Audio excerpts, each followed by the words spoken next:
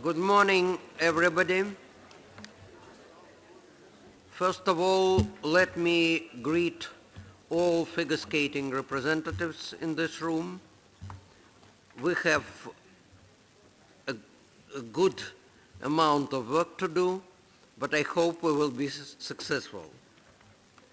And before we go to the agenda, there's some housekeeping. Please, after the meeting today, do not leave any of your papers on the table, because this is the room where today's dinner will be, and the room will be completely rearranged. The only thing, please leave on the table your red and green cards. They will be selected by the office and distributed again tomorrow. Don't forget that today, until 2 o'clock, you must take your antigen test. And once again, the test station is working till 2 o'clock. And now let's go to the agenda. Election of a secretary to record the minutes of the meeting of the branch. The proposal is to elect Louis Long as the secretary of the section. Any objections? Okay, accepted. Verification of the qualifications of the figure skating representatives and of their right to vote. According to the distributed papers, we should have 68 figure skating members present here. To check this, please take your devices, press 1 and valid.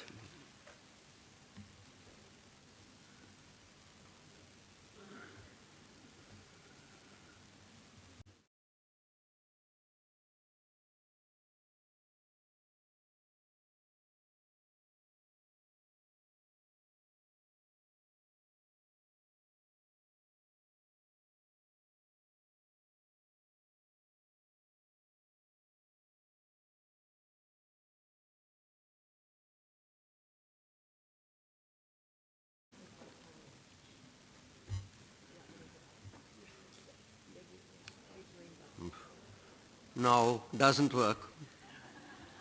Once again, 1, open the vote again, 1 and valid, and you should see on your screen something. I don't know what is on the screen, I don't have it.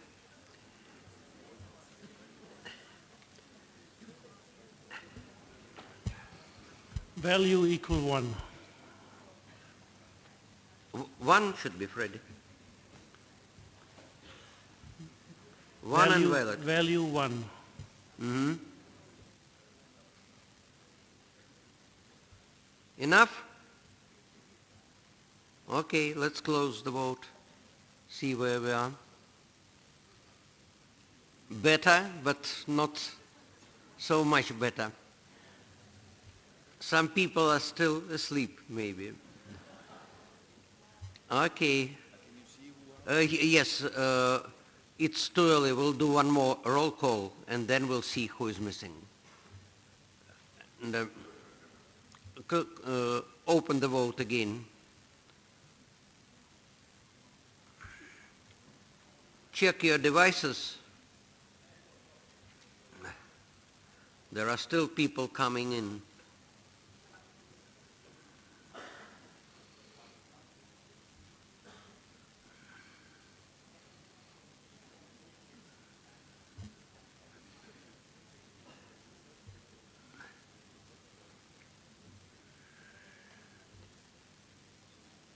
Okay, close the vote and show the result.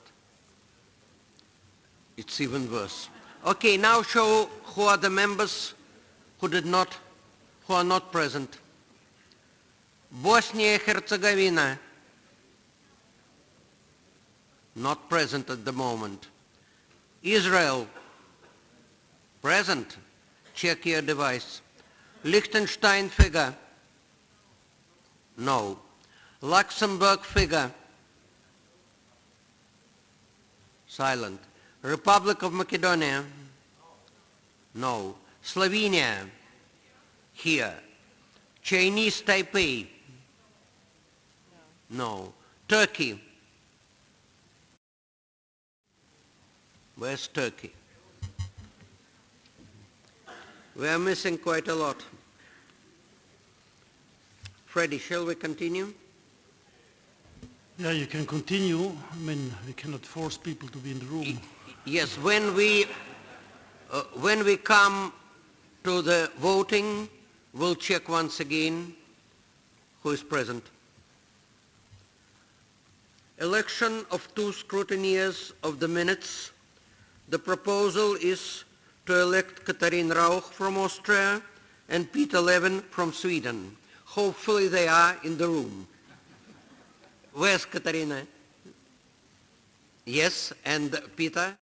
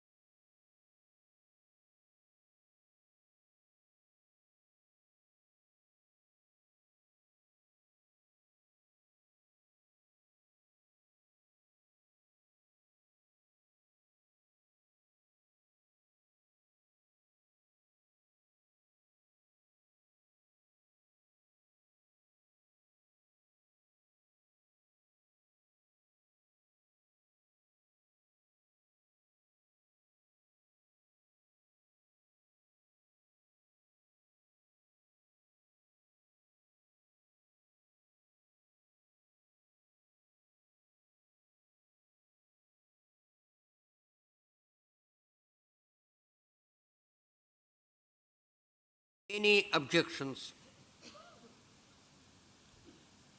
Okay, elected. Approval of the agenda.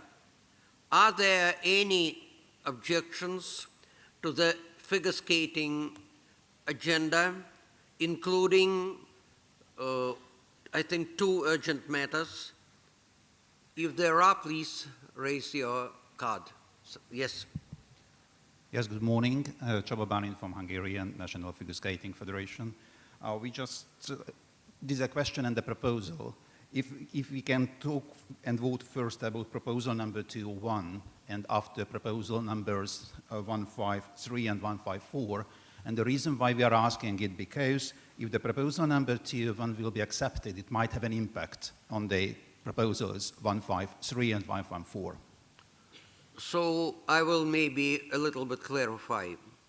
There are 2 sets of proposal. One is moving from 5 components to 3, which is in the technical rules, and one is splitting the judges panel, which is in special regulations. If I understood Csaba correctly, the proposal is to switch the order and discuss the split of the panel after the technical rules. Yes. But the question is why? Because if you switch, the same question will be asked, why? Now they are in some order. If you want to change the order, please give the rationale. The reason is because if only 3 components will be accepted by the delegates, it might have an impact on splitting the panels. Because the 5 components maybe has the reason why to split, but having only 3 components, it's not necessarily the same. But the same logic can be vice versa. If we first discuss components, it can influence the split of the panel. So they are really, these 2 proposals, they are quite different. They can be accepted or not accepted independently, but they have some interrelation. But if the audience prefers a different order, that can be done.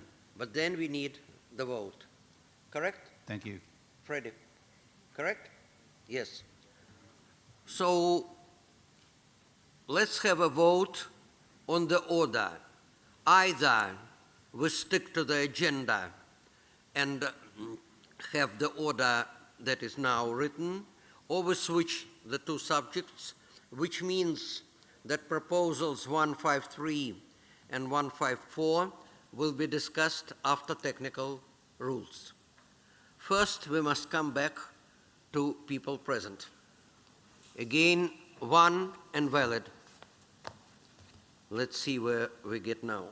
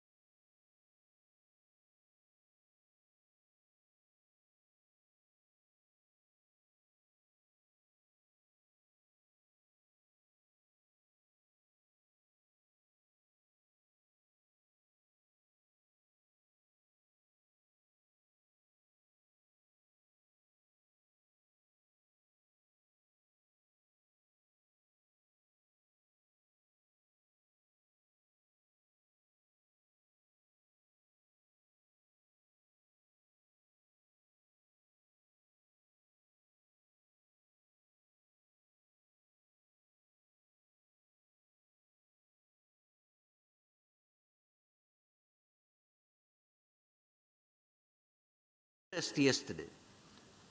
Yesterday it was better than today.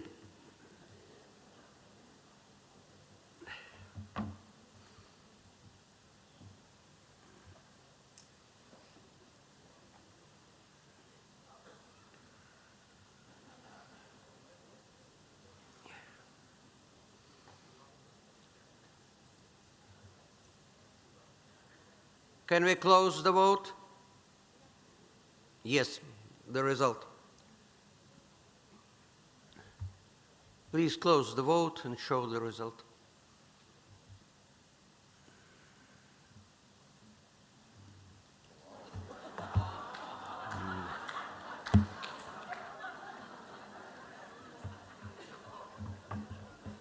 Maybe we make a coffee break.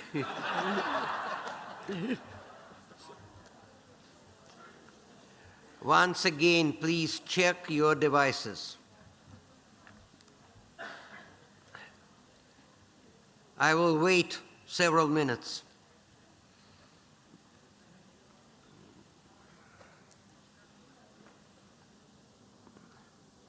Who has any problem? Lift your hand and Frederick will come to you.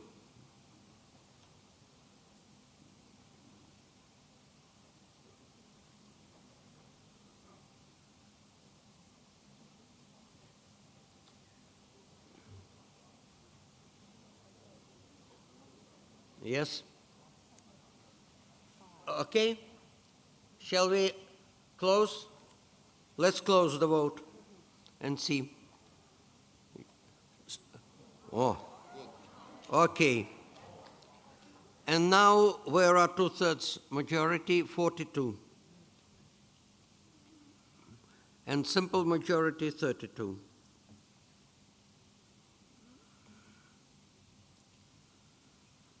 Okay. For the order, I think we need a simple majority. And there are two proposals. One proposal is to keep the current order. Those who are in favor of this proposal, please press 1. That means we're keeping the current order. If you want to switch the order, please press 2.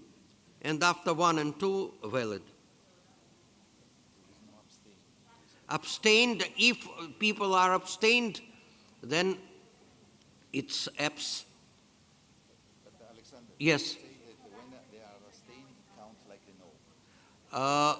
Abstained is like not changing the order.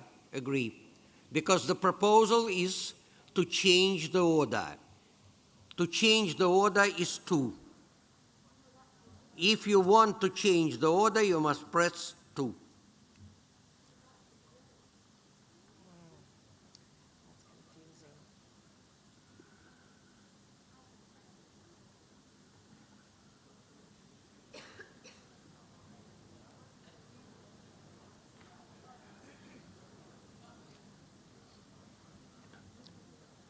Yes, 1, yes, means, but now it's different.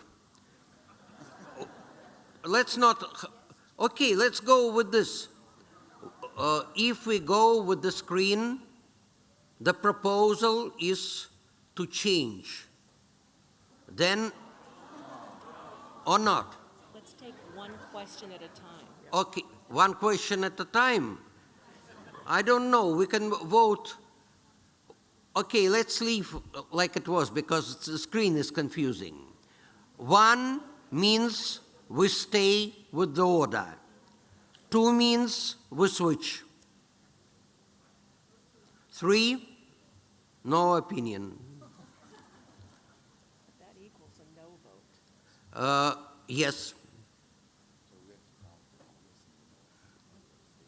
I say we ignore abstain. We ignore abstained. To change, to stay with the order is 1, to change the order is 2, and 3 is abstained.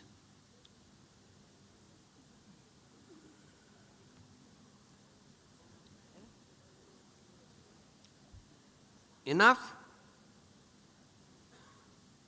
Okay, close the vote. Show the result. Yes is to stay, 38. No is to change the order, 24. 3 abstained. So the order stays as written in the agenda.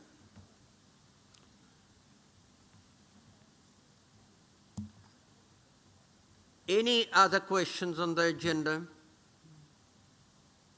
Okay. A report by the Vice President on the figure skating activities in the past 2 years. Wait a second.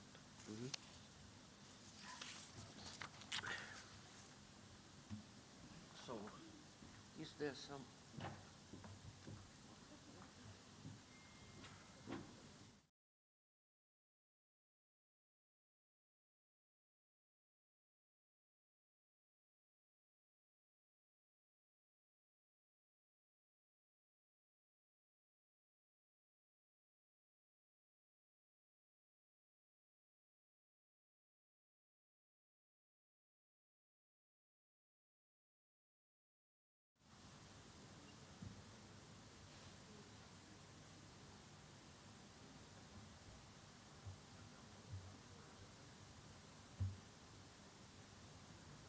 Actually,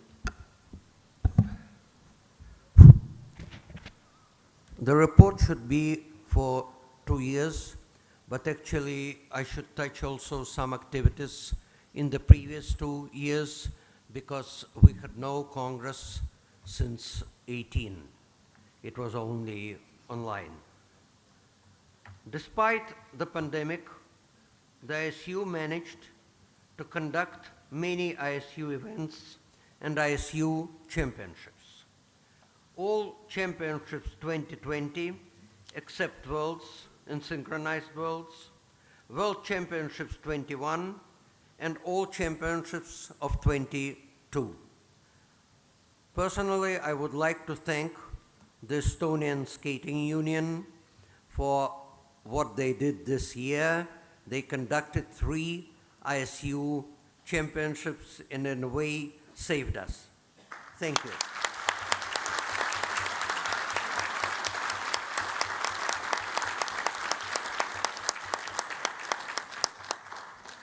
Again,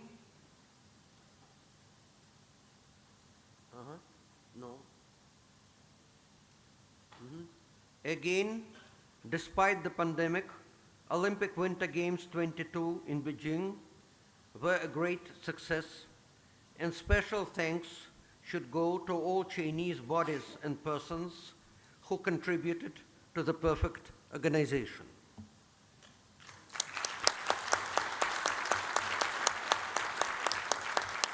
And I would also note the excellent work of the ISU team that managed figure skating competitions at the Games.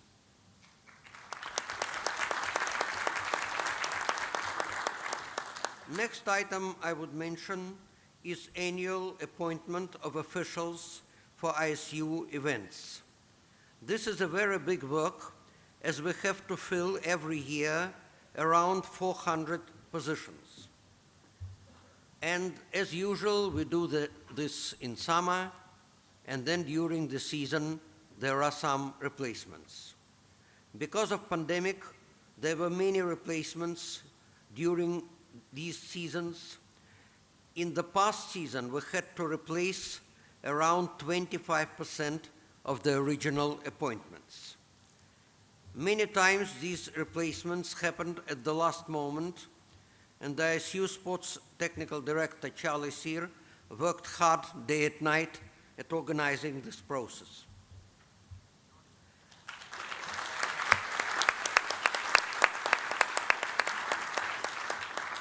I would acknowledge a good work of the Development Commission that introduced many new ways of helping ISU members. And I am talking now of the figure skating branch. As mentioned by the VC chair, Susanna Rahkama, among these ways are centers of excellence. Currently in figure skating, there are 6 of them. The work of the e-learning group. Currently, there are 42 modules on the e-learning platform. Visiting coach, transition from skater to coach administrator, internship programs, creation of worldwide coach international structure, etc. Traditional forms of work, scholarships, and organization of camp seminars also continued, though many camps were canceled or held virtually because of pandemic. Camps were held as council project or with the help of the Development Commission. In 22, we managed to restore the pair camp in Berlin, Germany, the ice dance camp in Oberstdorf, Germany, and the synchronized camp in Viromäki, Finland, after a 2-year break. Also, at the beginning of July, there finally will be the Frankfurt Global Seminar with 238 officials attending and 60 virtually recertifying from home. To minimize the risk, the attending participants will be divided in 3 sessions with lectures done online prior to the seminar. The pandemic pushed us to study various ways of online events with skaters performing in their own rinks and officials evaluating performances from their homes. I would mention here the work of the Development Commission, groups in Canada and Russia, and Swiss timing. This cannot be a replacement of regular events, but can help in the pandemic or similar situations. The work should be continued also because online activity is one of the possibilities to reach remote ISU members instead of bringing people there, which sometimes is very costly.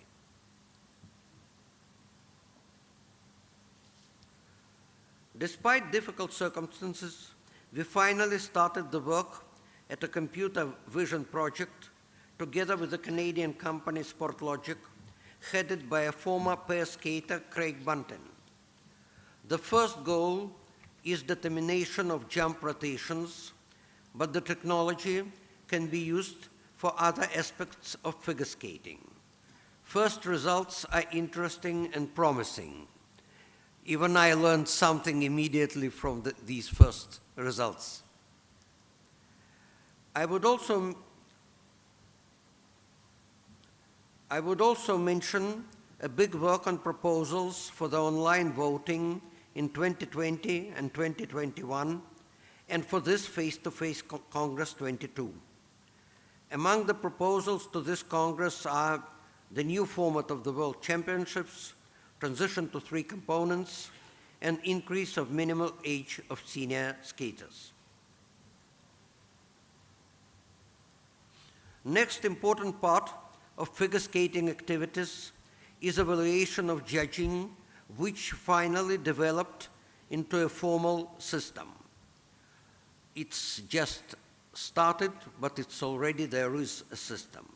Computer programs identify so-called anomalies, which are cases of scores outside the allowed range, and cases of possible national bias. It's just mathematics. The Officials Assessment Commission studies these cases and indicates if these really are errors and a national bias. Volker Waldeck mentioned this in his report, that there must be always the opinion of the OEC. The corresponding technical committee arrives to a conclusion taking into account the OEC and the referee's opinion. If there are too many confirmed errors, a letter of assessment is sent to the judge in question. If national bias is not so evident, the committee might send a letter of warning to the judge. And cases of evident national bias are forwarded by the committee to the disciplinary commission.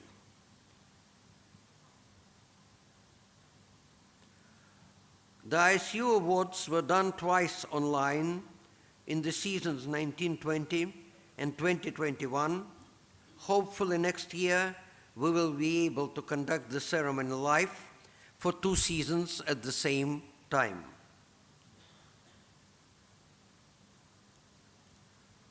There's a good cooperation between the 3 figure skating technical committees and between these committees and the ISU Council. But the work in this direction should be continued. There is a strong necessity to unify the approaches in 3 figure skating disciplines when it's possible. There are, of course, differences. Despite difficult pandemic conditions, the ISU figure skating branch has done a good work. We have survived, and there is progress in many fields. Our task is to develop figure skating disciplines, and we are ready to move further in this direction, taking into account necessary budget limitations. Thank you.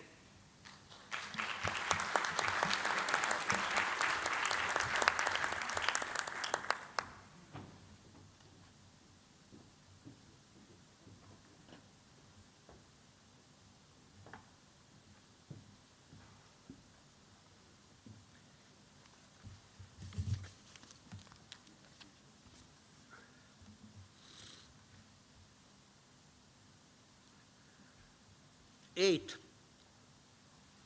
approval of motions concerning amendments to the special regulations in all the disciplines specifically designated and summarized in the agenda as drafting matters, and approval of these drafting matters.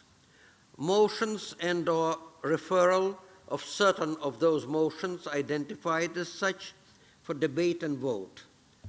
And there are only 2 motions labeled as drafting in the agenda. That is 186 and 195. If there are no objections, we'll consider these 2 proposals as accepted. Any objections? No, thank you. Motions concerning amendments to the special regulations, single and pair skating, ice dance, and synchronized skating. So let's now move to the agenda.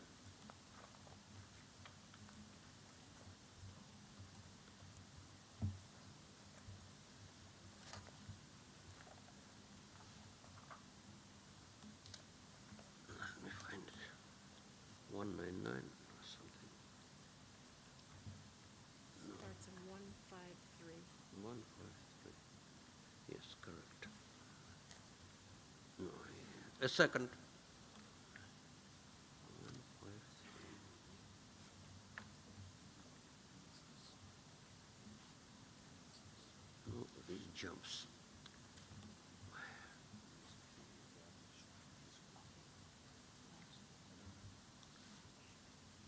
My computer is doing its own life.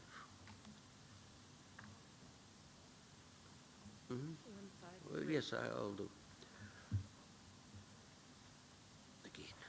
Proposal 153 coming from Italy and Canada. Please, as always, the representative of the member who is making the proposal has the right to speak. Yeah, okay. Good morning to everybody. Italy is going to withdraw this proposal in favor of the proposal 154 by Netherlands. Thank you.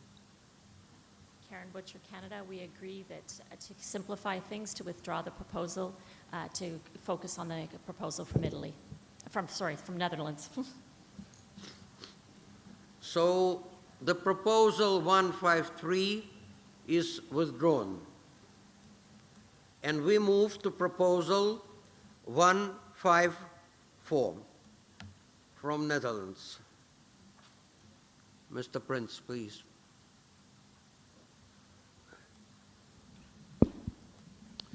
Good morning, Mr. Chairman. Good morning, dear delegates. As I spoke on Monday in the technical workshop, there are several proposals on our agenda for this Congress to improve the quality, especially of the judging of the program components. The proposal which is on your screen is the amended proposal for the split panel, splitting the judges panel in the panel for grade of execution, GOE, and components. This proposal is to be seen independently of any other proposal, which means independently of the proposal in the technical package to move from 5 to 3 components. I will take you through the rationale of the proposal on where we can split and where we can maybe not split. I will take you through some anticipated questions which I already received over the last days, and then I'll wrap up. The amendment which is on your screen, first of all, there is a budget, because it wasn't presented with a budget. The budget is included, it's below on the screen, which is similar to the budget submitted by Canada and Italy. The more important amendment is in item C, where we state the practical implementation of the split panel will not start before season 23-24, and based on a positive feedback report by the Council on a minimum of 3 test events. This is quite a big change, and I think we need a thorough testing. And if it says we will not start before 23-24, it means we can start maybe in 23-24, but maybe later, or if there is no positive feedback, maybe not at all. So I think this testing process is really important. Why do we need to split? You will see me a lot in international competitions, and mostly I'm judging pairs or ice dance or both. And this is pretty difficult because there are many criteria, and especially in these 2 disciplines you need many reviews on technical elements, which means you have less time for components to be precise.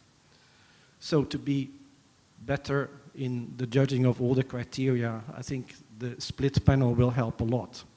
So each part of the panel can focus on its own parts. Requirements to split you need 5 judges on each panel. Why? Because if you have less, then there is the so-called trimmed mean, and if there's no trimmed mean, if there's 4, everyone counts. So if someone pushes 0.25 instead of 9.25, this has a big impact. So you need 5 at least for each panel. In our opinion, we need to draw the panels twice. If you say, okay, one in the short program we have GOE panel, and this panel will then judge components in the free program, and you have only 5, these 5, well, there is a chance for collusion between these 5 judges, so it's better to draw twice. Where can we split?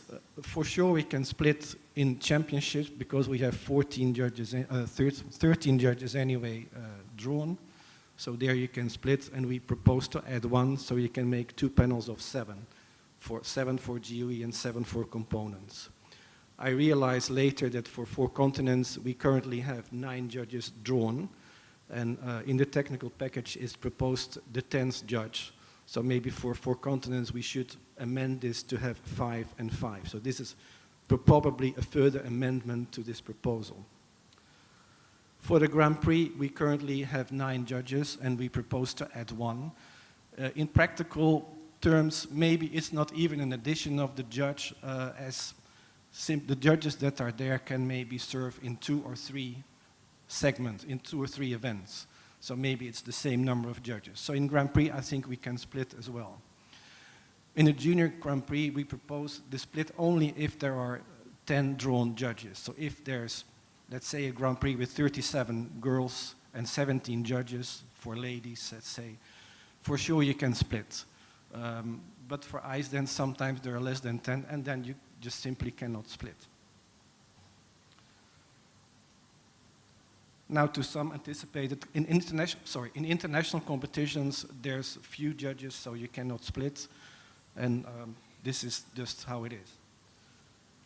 So some anticipated questions. This test has already been done, you will say, but this is 8 years ago. I think it was done once in Oberstdorf under maybe not ideal conditions because the judges were picked. And in the test events, we propose that you will just work with the judges that are assigned to these competitions. And also in that test event, the judges worked, let's say, under different criteria. One was judging maybe 1 component, one was judging 4 components. So they had different tasks, so that was not so comparable. I invite Julia Andreeva maybe to speak about it because she was part of the test event. Another anticipated question is, do we have now then 2 judging systems? Well, I don't think it's 2 judging systems. It's just, let's say, the split of the panel and the focus on the work on each part. So I don't think this is necessarily to be seen as 2 different systems. Another question that I got, do we need 2 referees because we have 2 panels? In my opinion, not. Maybe the technical committees can talk a little bit about that. But if you want, for sure we can test it in the test events and see what works best. Where do these judges have to sit? Because if we have 14 judges in the championship, yesterday we saw the budget proposal and we saw that our friends from Japan, they make a lot of money, so they want to sell a full house, though they need all the seats that they can have. If you remember, around 2000, we had 14 judges on the panel. And if you split the panel in GOE and components, you can sit them a little bit closer together. Component judge, GOE judge, component judge, GOE judge, and so on. So your neighbor is not doing the same job. So you can sit them a little bit closer together because it doesn't make sense to look left and right because your neighbor is doing something else. And then last remark that I got, the judges are losing power. The program components panel maybe has a bit more power because they are fully responsible for their part. The GOE panel has not so much power. To those colleagues, I want to say, well, this is not about your power as a judge. This is about our collective job and our responsibility to have fair judging, honest judging, accurate judging, and this is our responsibility towards the skaters, the coaches, and the audience. Thank you very much. Thank you, Jaron. Who wants to speak? Yeah. Okay, in the name of the three committees, I would like to say that we fully support the proposal from Netherlands as amended, and the amendment is very important, as we said, because give us the possibility to test the split panel in 3 official events, and only after that we can make an evaluation. But we really think that it's another step to have a more precise judging, especially for components, and all the reason that Jeroen has explained, we are fully agree. About the 2 referees, at the moment we do not think the necessity to have 2 referees, because the referee is okay, is in charge of the 2 things, but is in charge also of many other things. So it's clearly conducting at the end the roundtable discussion, but it is not focused only on the judging. So he can probably do both situations. But we can see in the future, maybe in the future, that if the system works, maybe we can have it something like that. But at the moment, I will not put this on the table, and we would like to keep only 1 referee. Thank you. Who else? Yes, please. Thank you, distinguished chair and members of the council, as well as fellow colleagues. My name is Miki Hirai, representing Japan Skating Federation. I appreciate all the thought and the hard work that went into the proposals from our colleagues, and I have many questions before I can make any informed decision. Just listening to the amendments from our Dutch colleague, if it requires testing that suggests that the verification is still insufficient, thus a proposal should come at the next Congress. Tests have no place in the rules yet. First, some of the tangible items are concerned. The impact to software development, the cost intended to begin in the next season, maybe not. Concern for timing. It's not realistic to implement in the coming 2 seasons or so.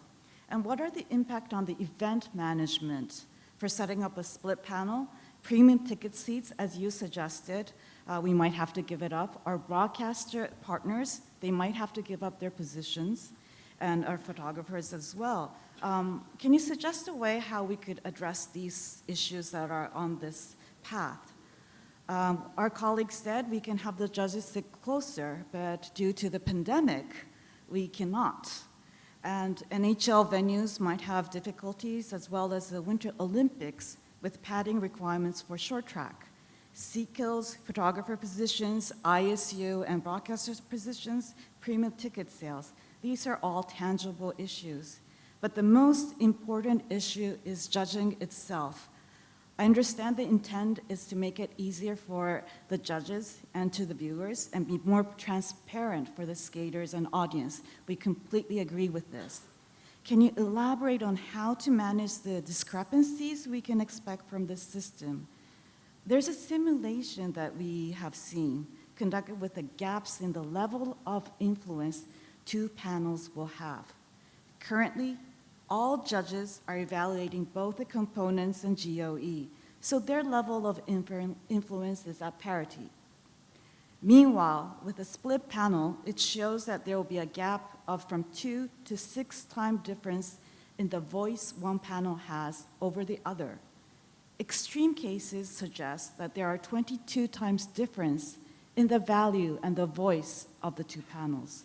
So I'm trying to understand, please explain how we can avoid such gaps. For many years, figure skating has been under a microscope from fans and the general public over our judging system. Another concern is having 2 panels, both smaller in size there could be a larger room for influencing, quote. The competition results in one way or another could be influenced, and if there is such a malicious intent, of course. In yesterday's report from the Disciplinary Commission, we heard of all different cases of violations by judges, including national bias. This split panel could pose more opportunities for abuse. Also, judges are human, and with due respect, I say this to safeguard them as well. But one judge's small mistake might actually have larger impact on the overall judging if there are a smaller number of judges in each panel. Training and quality assurance will be the key to having split panels, since consistent, high standard judging will be the key to success. We would like to have more in-depth discussions and trials before we can be confident to make an informed decision on this matter. I urge all of you to reconsider the impact of this idea, and that in the spirit of all wanting the same thing, a better judging system, we take enough time to explore this in detail. Again, if testing is required, we should not put it in the rules without verification. Thank you.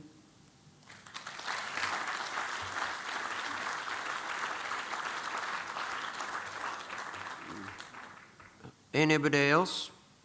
Yes.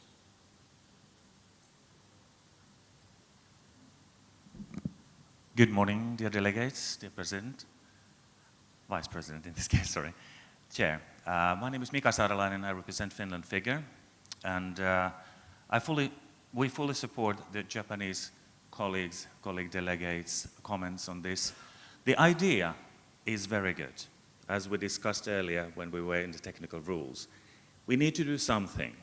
We definitely need to do something with the judging system.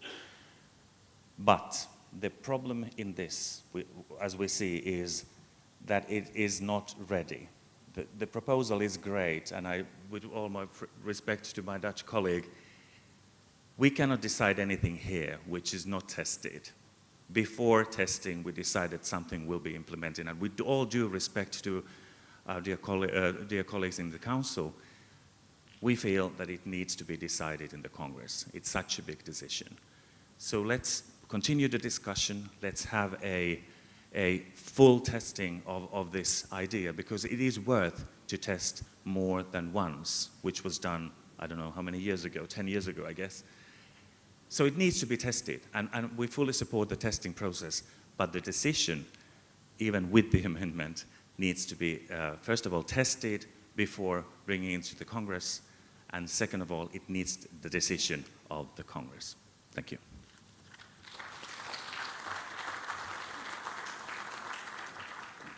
Anybody else? Sam Oxy. Sam, please. Good morning, everyone. Sam Oxer, USA Figure.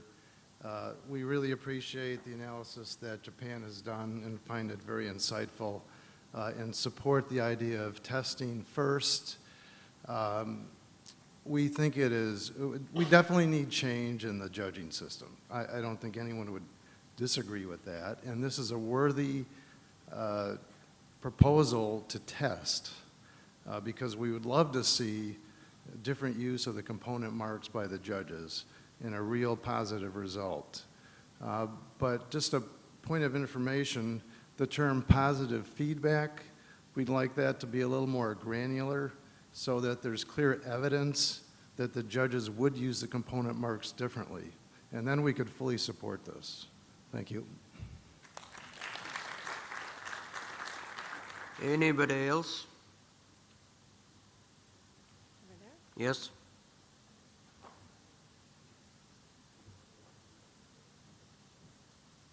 Julia Andreeva, Russia. I can say that I was on a trial judging panel in Oberstdorf.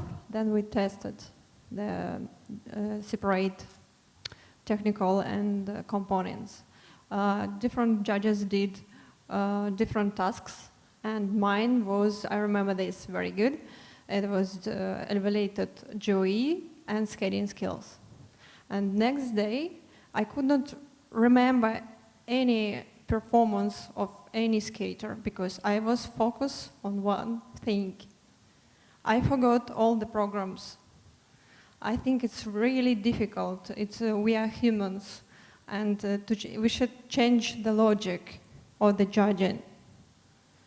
I think better to stay, it's not ready to change this rule, to split the program. Thank you. Anybody else?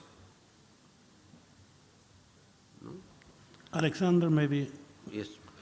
I have to admit that being busy with many other things, I did not study this in all detail, but just a look at the budget, it's probably on the very low side.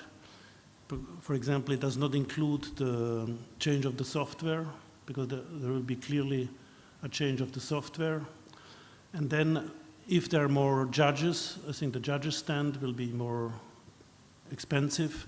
So I don't say it's a substantial problem, just say the budget would be on the low side.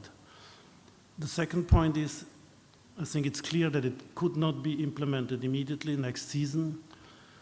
And if this would be voted upon, it would have to be made clear in the rules that the existing rule stays. Because if you do it like this, the existing rule disappears. So it must be worded that until it will be implemented, the old rule stays in place. If not, we don't have a rule. That's just a procedural or drafting issue, but it has to be considered if you vote on this and if it will be accepted. And finally, what was said by many, I think testing is surely needed, because if it doesn't work and we have it a championship and it doesn't go well, this could have serious consequences also on our commercial agreements.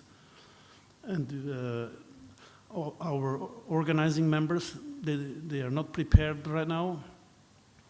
The allotments we made, they were based on the old system. So for fairness, we would have to at least give them a chance to say, okay, in this case, our rink is too small or it's too complicated, we don't want to keep the championship. So there are many implications to support a careful approach with testing. And I remind you, we have a Rule 104.11, which refers to novelty formats at international competitions. So nothing prevents you to anybody, any member, to propose novelty formats and apply to the council to do such tests. And if the tests are successful, why not then make a proposal including all the provisions which you have found out are necessary based on those tests. But right now, kind of imposing this with a new rule and kicking out the old rule, I think will be very dangerous. Again, I will not go in the merit because I'm not an expert.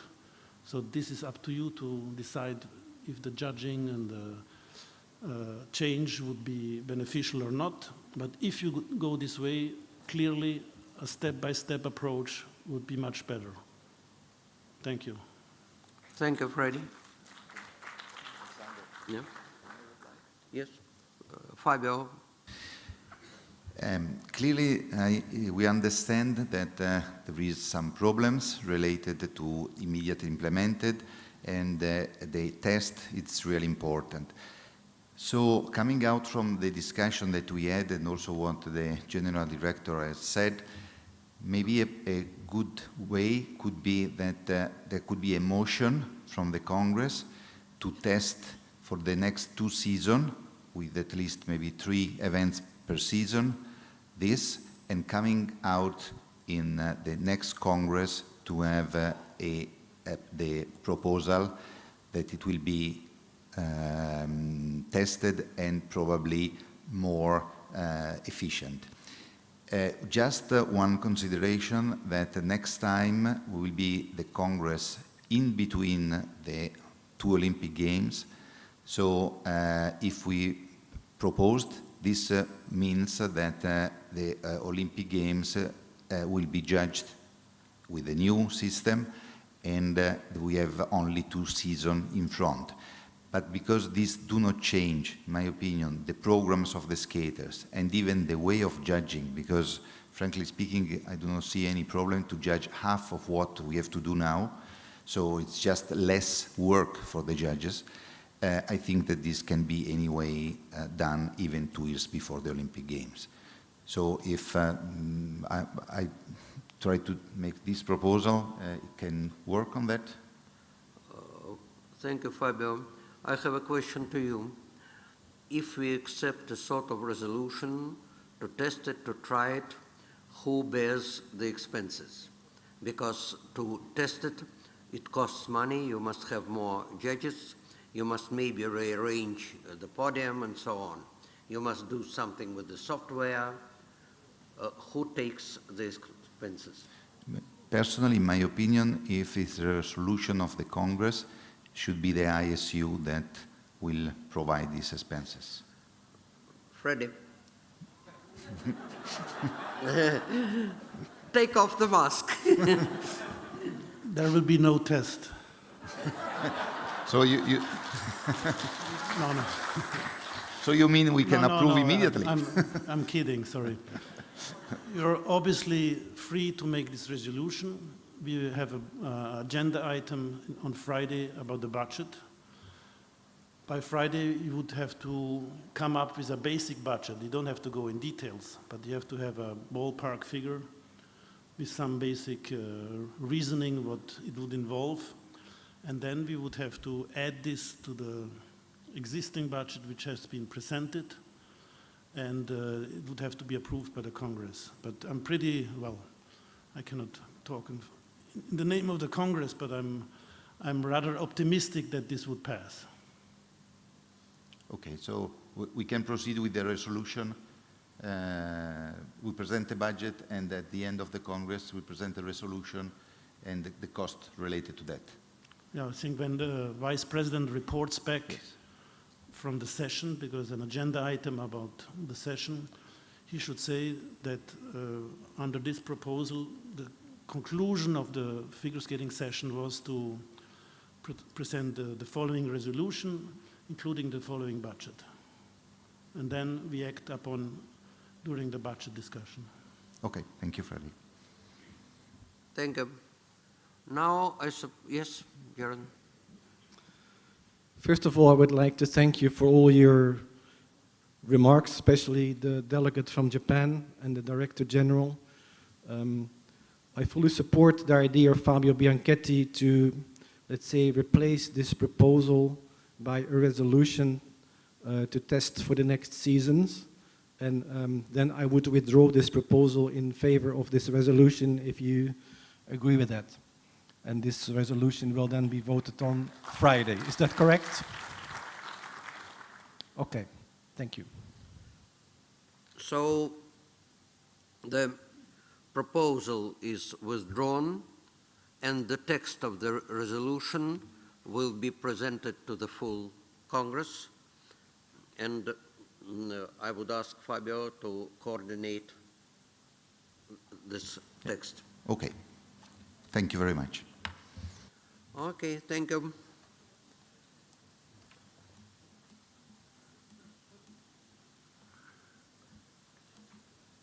Proposal 155 from the Figure Skating Single Pair Technical Committee. This one is just a new definition of the jump sequence that we have discussed during the workshop and that will be presented in the technical rules. So, but we have a reference in special regulation about this, so it is the same things that we have discussed in the technical rules about the new definition of the jump sequence. Any questions? Any objections? So if you are in favor of this proposal, please raise the green card.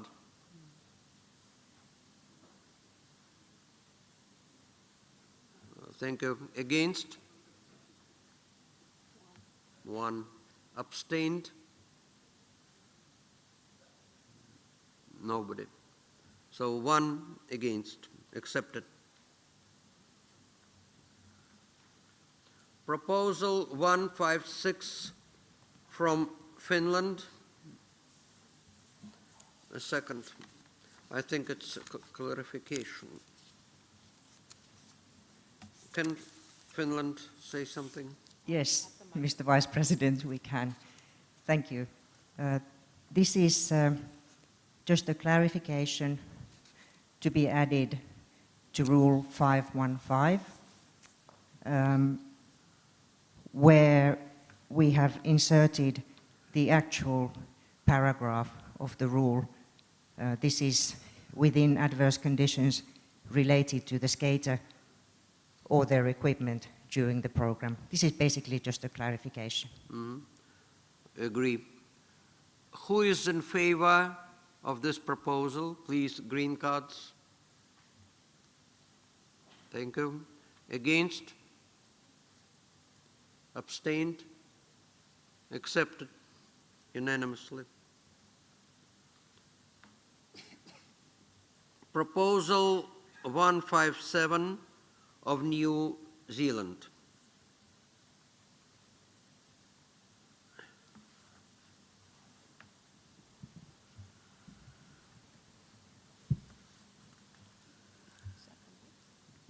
Mr. Vice President, Jeanette King, New Zealand Ice Figure Skating. Fellow delegates, I will do my best to talk this one through. At the 2018 Congress, we had a number of discussions about how we balance the technical and the artistic of our figure skating events. As we all know, we use the program components as a proxy for the artistic. We know the technical score. At this point in time, a skater that gets a perfect technical program component score cannot actually beat the top level skaters, the skaters getting the higher technical scores. If we were serious about a balance at that top end, and that's where our media is focusing, obviously, and those top 10 skaters at ISU events. If we looked at that and we said, how do we balance this? We would be looking at balancing so that the maximum program component equaled the maximum technical score. We know what the theoretical maximum program component score is. If with 5 components it's 50. We don't know, we don't have a maximum technical score because it is always evolving as our skaters become, or the technical scores continue to increase as the complexity of their programs or the elements that they're doing increases. So the suggestion is that we look at the maximum technical score that has been achieved to date and look at the maximum program component score achieved to date and determine a factor that balances those at the top end.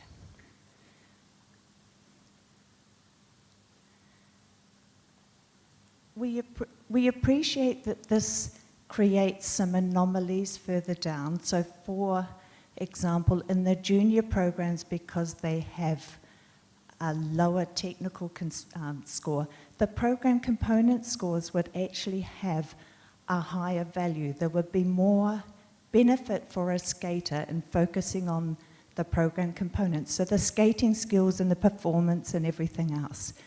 And my suggestion is that that's not necessarily a bad thing. For our junior skaters, our younger people, being able to focus on that rather than the technical elements that where there is greater risk of physical injury is not necessarily a bad thing. So I'm just putting this forward as a proposal to reconsider how we do this. I appreciate that we could be looking at altering the scale of values for all of the elements to try and address this, but that's actually also very complicated. So just putting this out there for consideration. Thank you. I've discussed this issue with the single-payer technical committee, and it appears that the problem is quite complicated. And I would ask the delegates to listen to the explanation that will be produced by the technical committee. Patrick Meyer, please try to explain.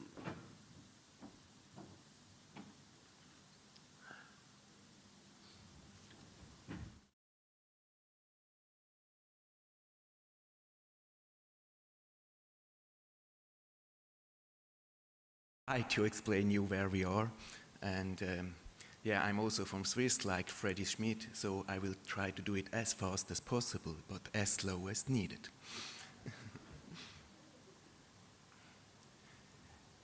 This is an evaluation from the Olympic Winter Games this year, and it's the women's free skating, using the factor we have today, so the factor 1.6 for the factors.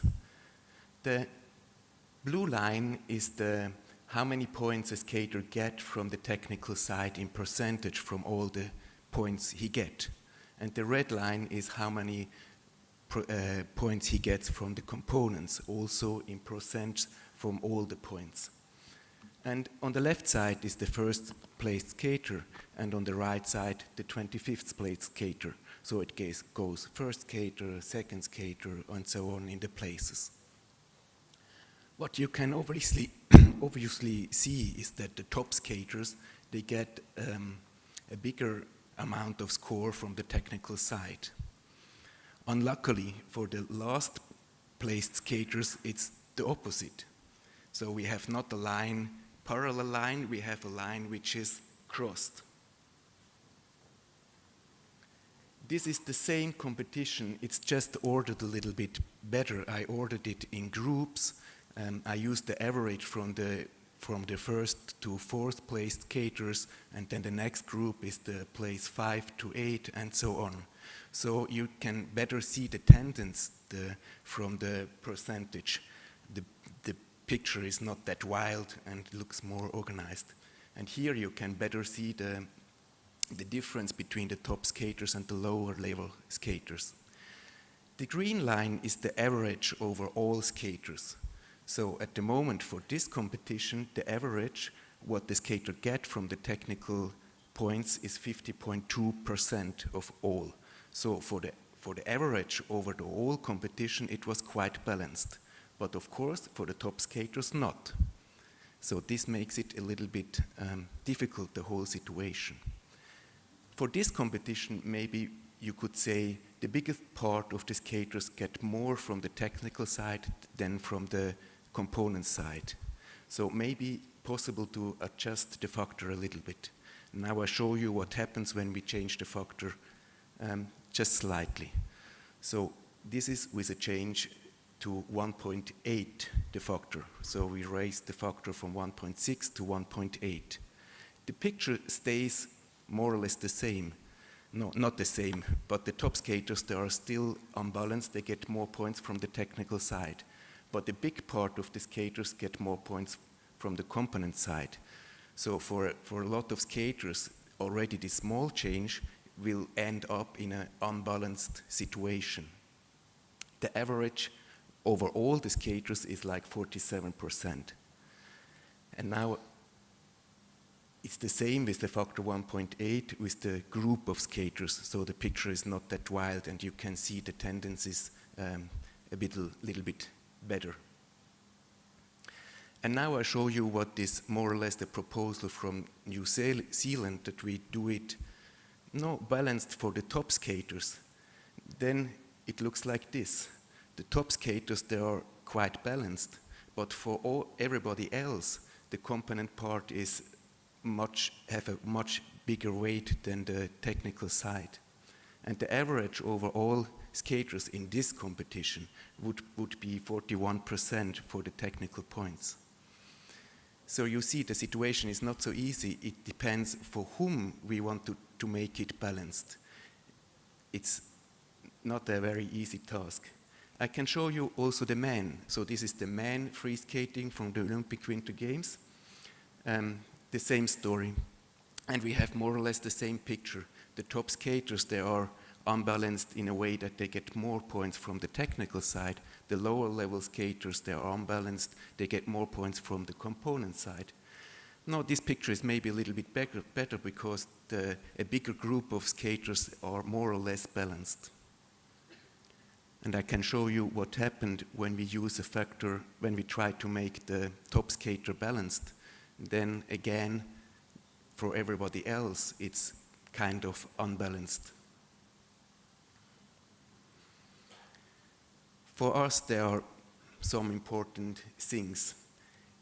First of all, we probably will never find a factor that all the skaters are balanced. We really have there a difficult situation, and we need to somehow choose for whom we try to do it balanced. And we need to know that already small adjustments makes big changes. So to change the factors in a radical way, it just makes it unbalanced for the bigger part of skaters. What we try to do is to find a balance for the majority of the skaters, or let's say as balanced as possible. Now you see the whole situation is quite complicated, and this is maybe also a reason for another proposal for us, that we would like to have more opportunity to do small changes. We cannot do any big changes because what I showed you already, small changes make a big difference. But for us, it would be easier to react when we have it not in the rule book. We could do it on an annual way. But for this subject, one of my colleagues will go more in details. Thank you, Patrick.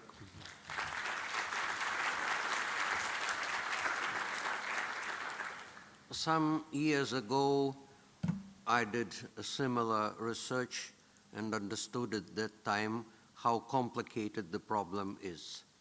Really, we must come to some philosophical agreement what we want. 50-50 balance for whom? For the best, for the middle, for the worst? And we practically had not yet discussed it. So we never say that the current factors are good. Maybe not. But it's very difficult and quite risky to change them, at least quickly. It's a big research work. Thank you. So anybody else who wants to speak?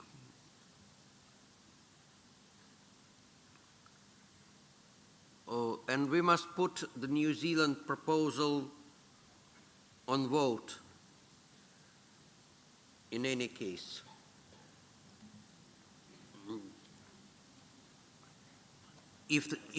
Yes, please. Distinguished Chair, Council members, ladies and gentlemen, thank you for the opportunity to speak. I'm Tomoko Doi of Japan Skating Federation. Proposal 157 and 159, also now 159, is also related to the discussion of three components. So should we be voting after the three components? Regarding the factors, if we change the factor of program components so frequently, skaters will not be able to compare their scores from past seasons.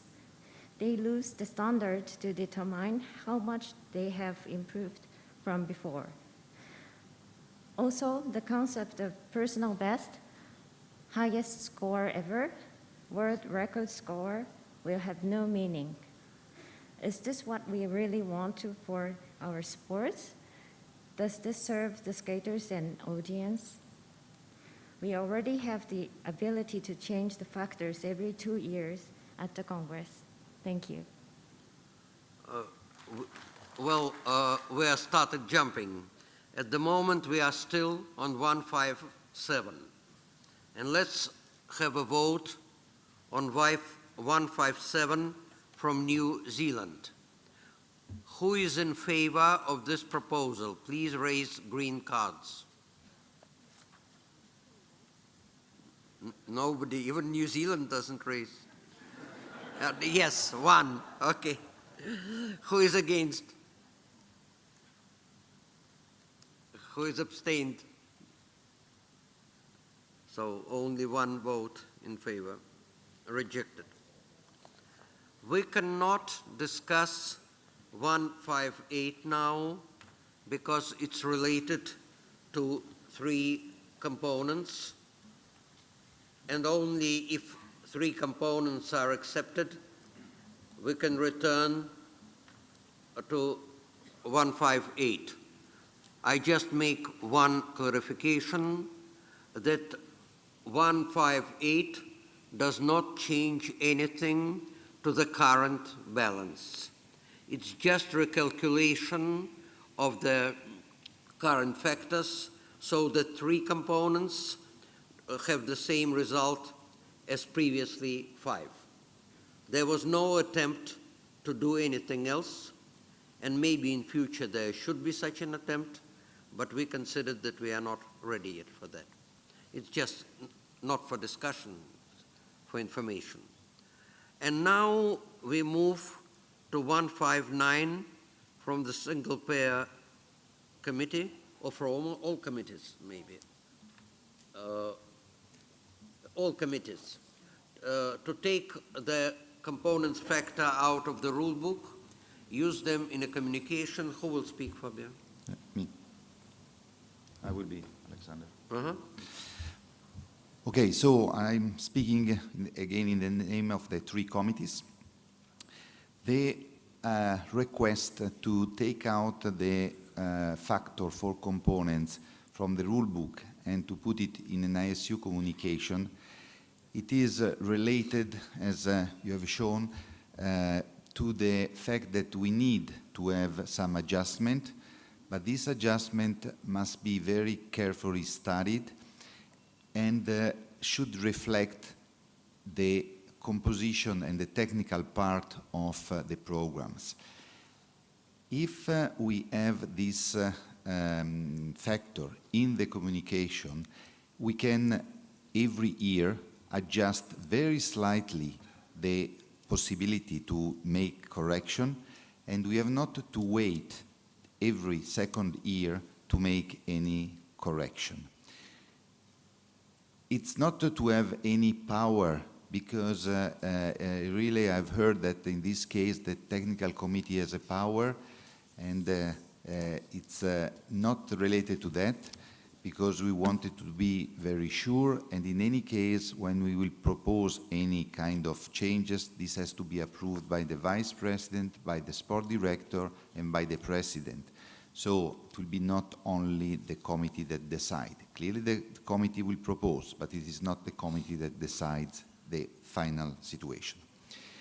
Another thing is that in the idea, especially in the future, we would like to make some changes in the scale of value, that it is already in an ISU communication, adjusting some elements, especially the not jumping element, that are a little bit too low at the moment. So we would like to make some adjustment to balance better the technical part. This will reflect in final the technical score, and so an adjustment is needed for also the factors. Plus that, we have seen that during these years, the skaters are performing different elements, and also these different elements can affect the factors. And nowadays, as we said, it is the factor probably are not corresponding anymore like it was before. So the request is really to have a more flexible possibility. We have heard about Japan, that was a little bit in advance, speaking about also this proposal, that this can not compare the scores of the skaters from one year to another. But I have to tell that, first of all, we have a season best for each skater, and season is not changing during the season, so it stays. We have no any world record, not technical, not total. It is just a media things, but it is not recognized by the ISU. So to compare the scores of one year to the score of another year, it is not official. Plus that, anyway, there can be some changes, because if we change something in the scale of value, if we take out an element or we put an element, we are proposing, for example, in junior to have a choreo sequence now instead of the step sequence. The value are a little bit different. So the fact is that you cannot compare anyway the skaters from one season to another season. So I understand that Japan, has, with so much pressure on the media, has this problem, but in reality this problem should not influence your decision about these proposals. Thank you. Anybody else?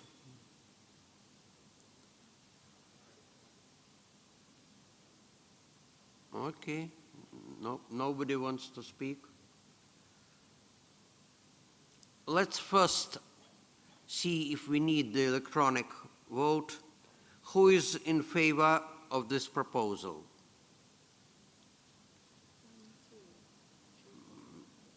Who is against?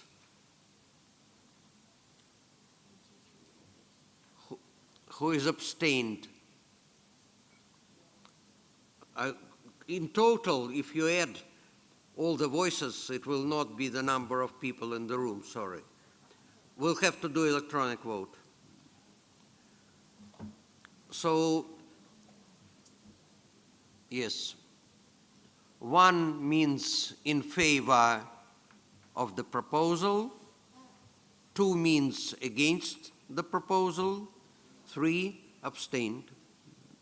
And check your devices, please.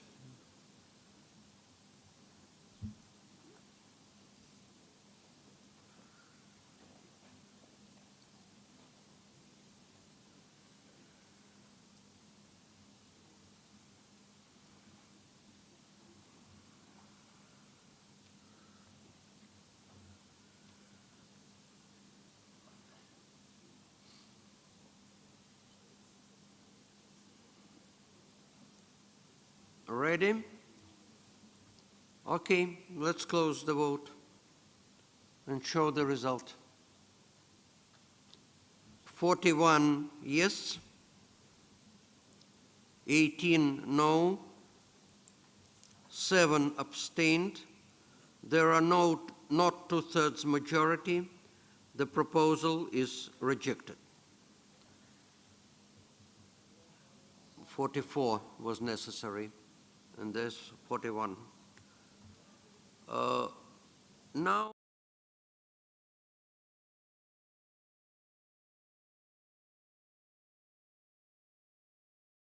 about the new format of World Championships, and maybe it's better to have a coffee break before. Coffee break of 20 minutes.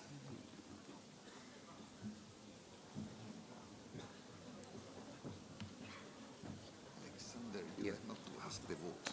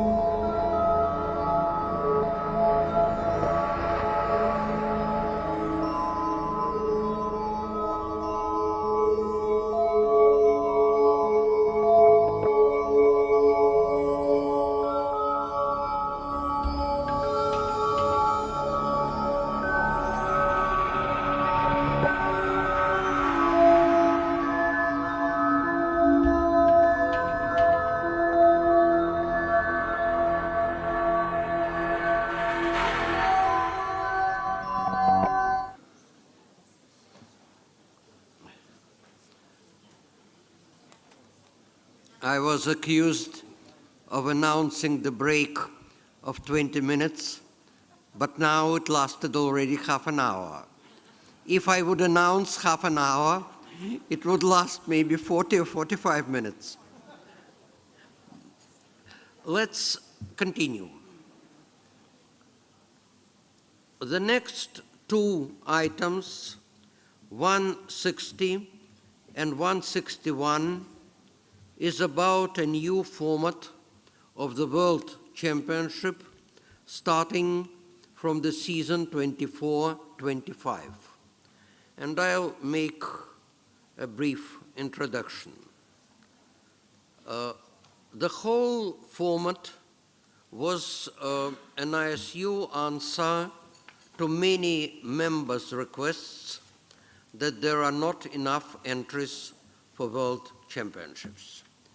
That based on the high minimum technical score, usually it was around 37, 38, sometimes 40, a little bit entries, and members wanted more. ISU created a big working group. For a long period, this working group had many meetings, many ideas, many discussions, and 2 years ago came back with a proposal, which was worked out. I think there were like 20 people in the group. The idea was to enlarge the number of entries, and basically I will explain how it works. The proposal was ready 2 years ago, but we couldn't discuss it properly because there was no face-to-face Congress, and the Council's decision was that it's not possible to discuss such important proposal online. I'll take single skating. I remember it better. The maximum number of entries is 54. 54 ladies, 54 men. Of these, 18 are selected approximately in the way that it was before. Members earn the right for 2 or 3 entries for the next year's championships, and they fill these entries with any skaters who reach the minimum score. And the minimum score is the minimum score not of the world's, but actually the minimum score that is used now for Europeans. And 18 places are filled this way. These 18 skaters skate short and free. All the other entries are according to qualifying free skating results. There's a qualifying competition right on spot, not somewhere else, but it's part of the championship. People skate free, and 12 more skaters are added to 18, and now there are 30 who skate short and free. Then the best qualify for free skating, and the numbers for free skating are approximately as they are now. Somebody might criticize, saying that something is not, could be improved, refined or whatever. Definitely yes. But it's not an easy task putting the whole package together. If changing it maybe is possible, but sometimes it's risky because you start breaking the balance. You will be out of time, which is most critical now because it's a longer championship. Council is ready to invest some additional money into it. You can see it in the reasons. And number of practice days, if I remember correctly, is 1 day shorter. to fit somehow in the finances. That's approximately how the system works.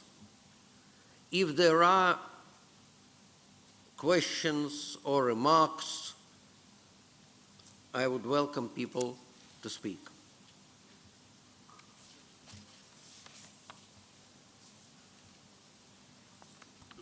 Freddie, can you add something?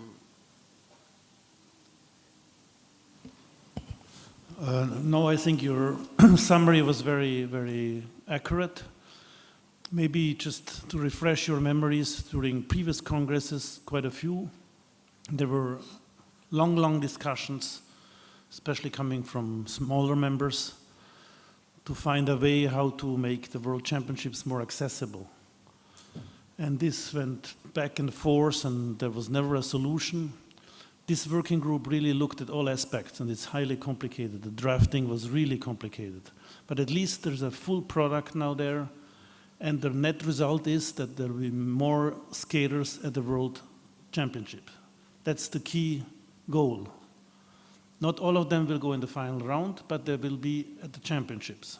And I think that was the real objective of the whole procedure. And I think it's an opportunity because also the council is ready to put a certain amount on the table because it will cost more participants, more cost, it's normal.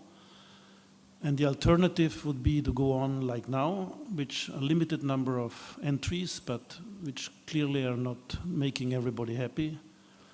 And I think it's an opportunity for kind of expanding the World Championships without destroying the product from the media and PR point of view, because the final round basically stays the same.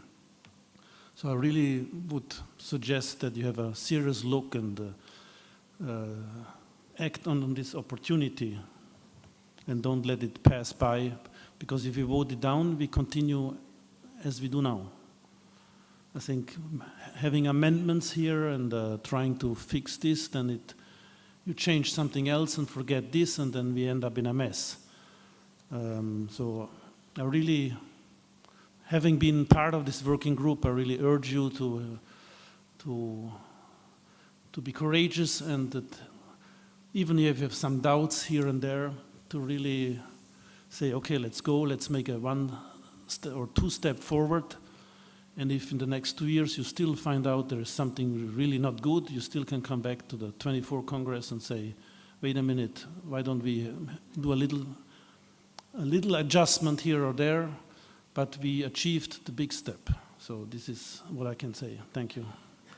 And the format starts working only in the season 24-25, because the arrangements for the championships before did not cover the proposed changes, so we start only in 2 years. Yes, please. Jeanette King, New Zealand. Just a minor one. I know we're talking about 160 and 161 at the same time. Correct. And before, there were just a couple of things on 161, if we could address them. I had put forward a very minor amendment, and I think Patricia has a copy of this that could be shown on screen. It is just replacing the word competent with the word respective. Let me find the exact place. Rule 378.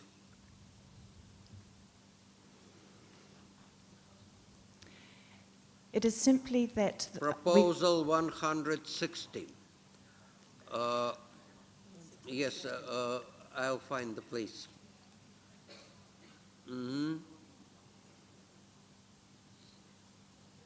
One at ISU. 161. This is 161, correct?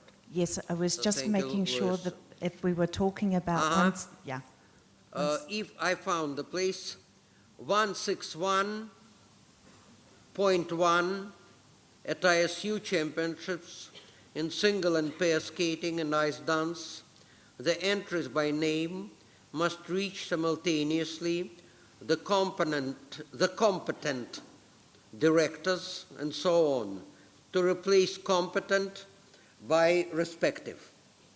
I think it's more clear, respective, because competent is about a different thing, about their abilities. That's another story.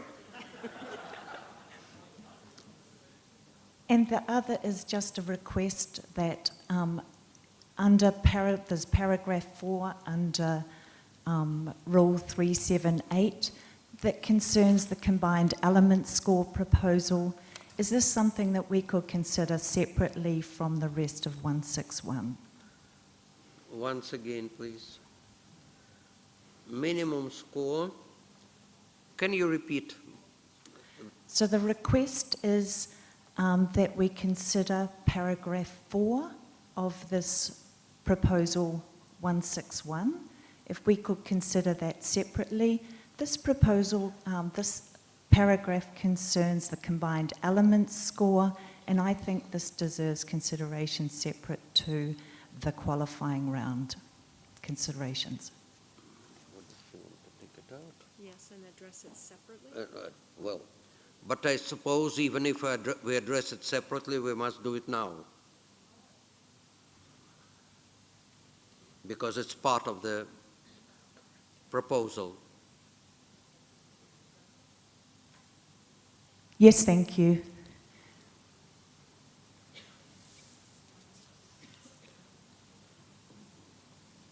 But there's no proposal. What does she want? Separate. Proposal combined event score deserves consideration separate for the question. Sorry. The proposal, the whole proposal is on the table. If you want to change something in para 4, you must make this amendment, and then we will consider if it's necessary, possible, to include it. Because at the moment I only hear that it's a separate issue. But what is the problem? I don't want to change, I'm not suggesting any changing to the wording in that paragraph 4. I'm just suggesting that it be considered as a separate thing. So if, for example, the qualifying round is not accepted, then this consideration of the combined element scores could still be treated separately. Okay, but this is the proposal, if I understand correctly, for the World Championships. You suggest at the moment, if I understood correctly, to replace the separate scores in short and free by a combined score, like it is in the proposal. But then in the proposal, it's only for the World Championships, and only starting since 24-25.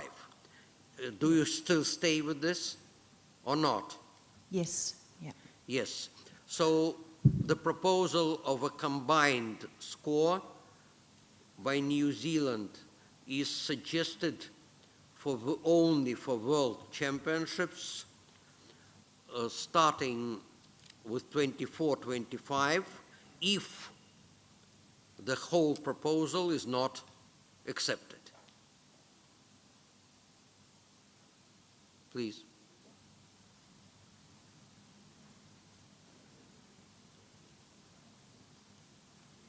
Yes. Hello, my name is Maria from the Icelandic Skating Association. So we've got two questions. One is about the qualifying round total technical element score ranking list, if that will be published and where it will be published. And our second question is how the working group came up with a number of 30 spots for the singles and equally for the numbers for the pairs and dance. Thank you. Well, the second question, well, many people worked on this, and starting now trying to remember the logic, it's not so easy. We had different opinions, and sometimes these opinions were quite different. This is a compromise the group came to, considering that there were 20 people and 20 or 15 ideas, and this is a compromise that the group finally came to, and everybody in the group agreed. One of the things is that the schedule becomes quite tight, and you have to fit in the schedule. That was one of the reasons. And I would ask you once again to repeat the first question. The first question was about the qualifying round total technical element scoring ranking list, and if that will be published, and where it will be published, if so. I think these scores are published in the regular way, like it is now. There is another proposal by Iceland of publication of minimum score. This is next proposal, 162.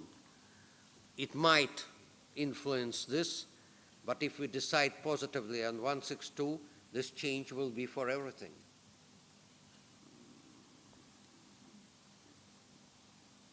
Anybody else? Mr. Vice President, Peter Lynch from Australia. This proposal originally came from a proposal put forward by Australia, and unfortunately it has seemed to have got lost in translation with what's actually been delivered here. In order to actually deliver more athletes to the event, the qualifying score is actually one of the principles that needs to be fixed, because it's too high to actually bring more skaters in. That's the principal barrier that's got to happen. As what's happened with the hybrid that's come out of this is that you've now got an extra round of free skating to put into the event that can easily be sorted out simply by expanding the numbers that were competing the short program. Would have been a very simple solution, but somehow it's turned into making it look like two events, which doesn't really meet the requirement of what we were trying to do, which is to get more people into the championship. The second point that also hasn't been addressed in this proposal is that one of the principal tenets of what we put forward was to trying to increase the number of medal opportunities. And next back, looking into the budget proposal of yesterday, it doesn't look very, let's say, in green zone for ISU, so this is quite a big cost. And I'm not sure, and maybe the Director General or the Chairman can speak about it, how addition of, let's say, the qualifying round, which probably will be not televised or less televised, at least I think there's less commercial opportunity, how this is enhancing our product. Thank you. Before I asked Freddie to clarify, I'll make some remarks. You know, it's of course the dream to have many competitors, to spend as little as possible money, and put it all together. It doesn't work very well. So there are finances, there is sport, and there must be a compromise somewhere. And that's where the Council stopped, and the Council decided that to answer the desires of small members, we can afford to put this additional money, even with the current financial problems. We should go in favor of the members. It was not the invention of the Council, this proposal. We were answering the requests of the members. So that's about the money, and now Freddie can continue. I think you summarized the issue. The only, let's say, medium and long-term answer could be that with more smaller countries attending the World Championships, it helps their development in their area. And we are here in Southeast Asia, which is a very potential area for skating. There are many ice rinks being built in malls and other areas. And there's a huge potential here. So people like to skate. So if they can send their skaters to the World Championship, which maybe they could not do now, they might help to develop it in their countries. It might end up in the medium and long term with commercial opportunities. But I don't want to promise that this will be immediately the case. It's a medium and long term shot. But like Mr. Vice President said, it's really a compromise. The ISU membership has grown over the years. The entries have not increased. It's the most prominent event we have. It's clearly a compromise. Soon we will have ISU member number 100.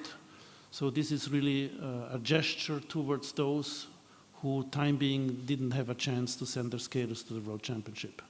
But from the financial point of view, at least at the beginning, it's clear. If you put it positively, it's an investment. So, but there will no be immediate return on the investment. It will be a long-term shot. I have to be very honest. Any other?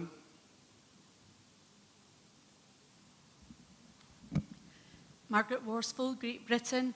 Can I just ask for clarification on the qualifying score? Because at the moment, I think the reason smaller countries who are developing can't send skaters to events, Europeans, Worlds, or 4 continents, because they don't have the qualifying score. Is that score going to be lowered to allow these countries' skaters to meet the requirement? The qualifying score is like it is for Europeans. Once again, I think I have already said this, that the qualifying score, the goal of the qualifying score, now maybe, is also to cut the numbers, because we cannot afford too many.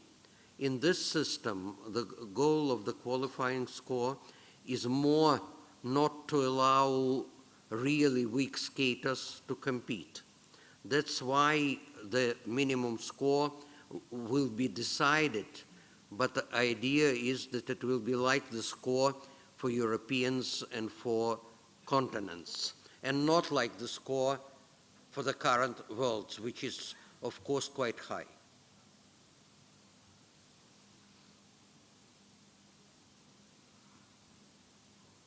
Anybody else? Okay. Wait. Yes. Alexander, that's a great solution, and I wonder whether that could be added to the proposal, that the scores will be lowered to be more in line with the current. I thought it's somewhere. Because it's estimated. The idea was the score of Europeans and 4 continents. The score.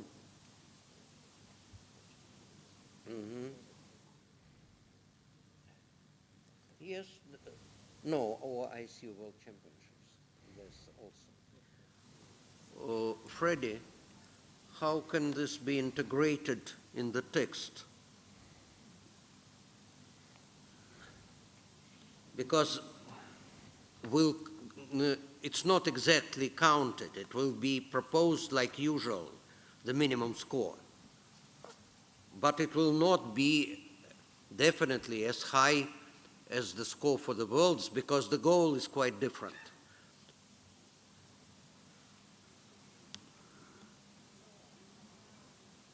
Now we cannot we cannot lower the world score, because then there will be too many participants that will not fit in the schedule. And with this proposal, it will be lower. It's more to not to allow really weak skaters.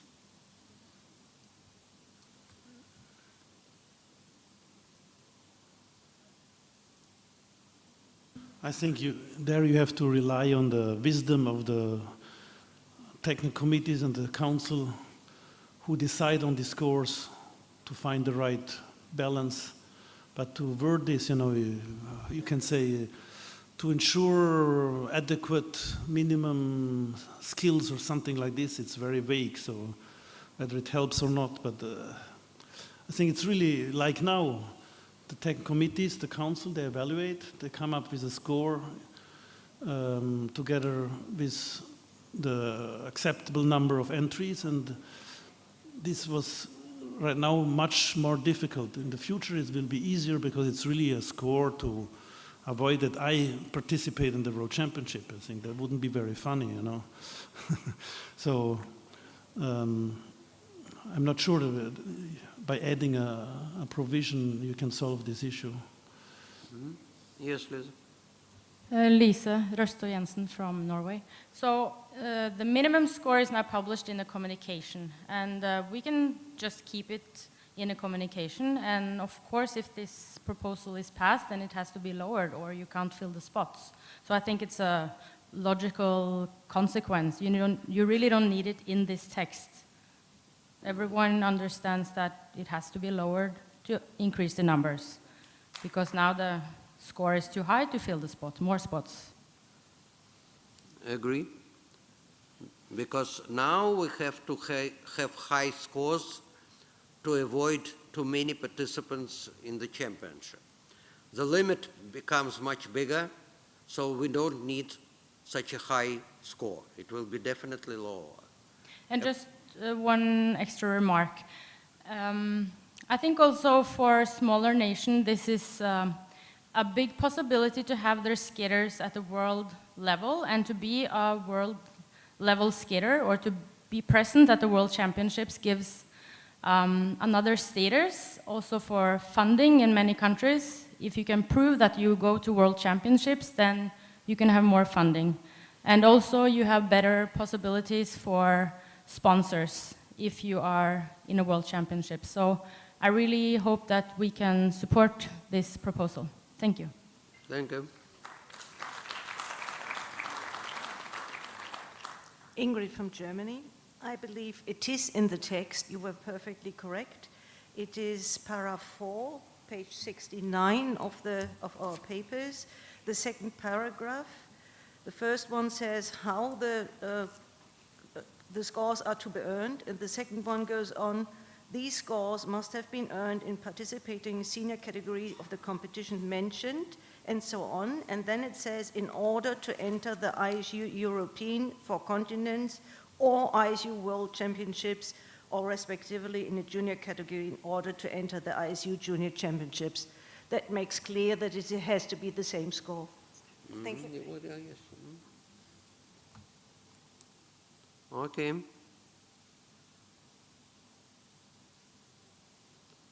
Okay, let's prepare the voting system.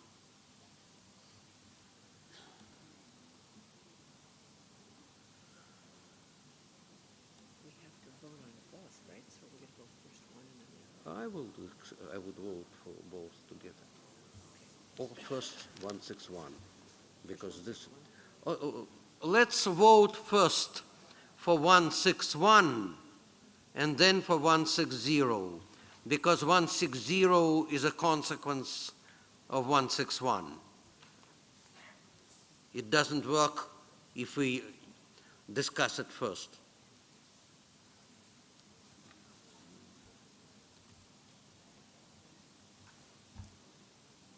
Vote closed, but it didn't yet open. Okay, let's open the vote. 1 is in favor of the proposal, 2 is against the proposal, and 3 is abstained.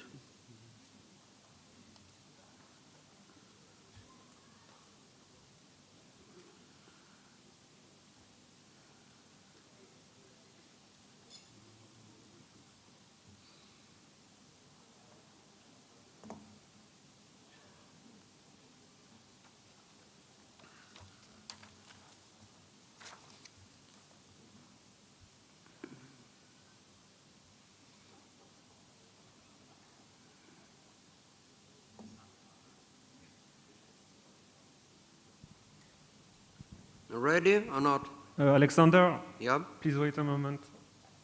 Mm-hmm.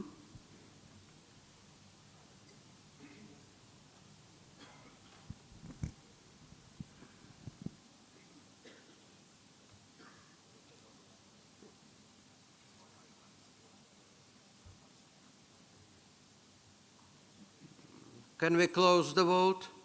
He's not ready yet. No? Okay. If not, we'll wait.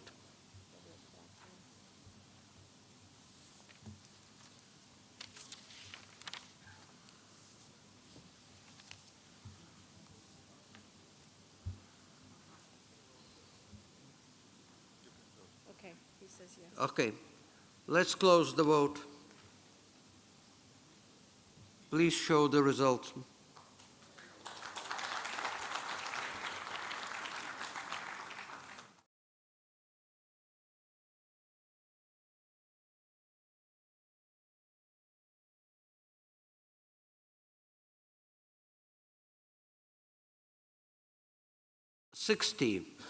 I will try just to vote with the cards because it's a consequence. Who is in favor of 160?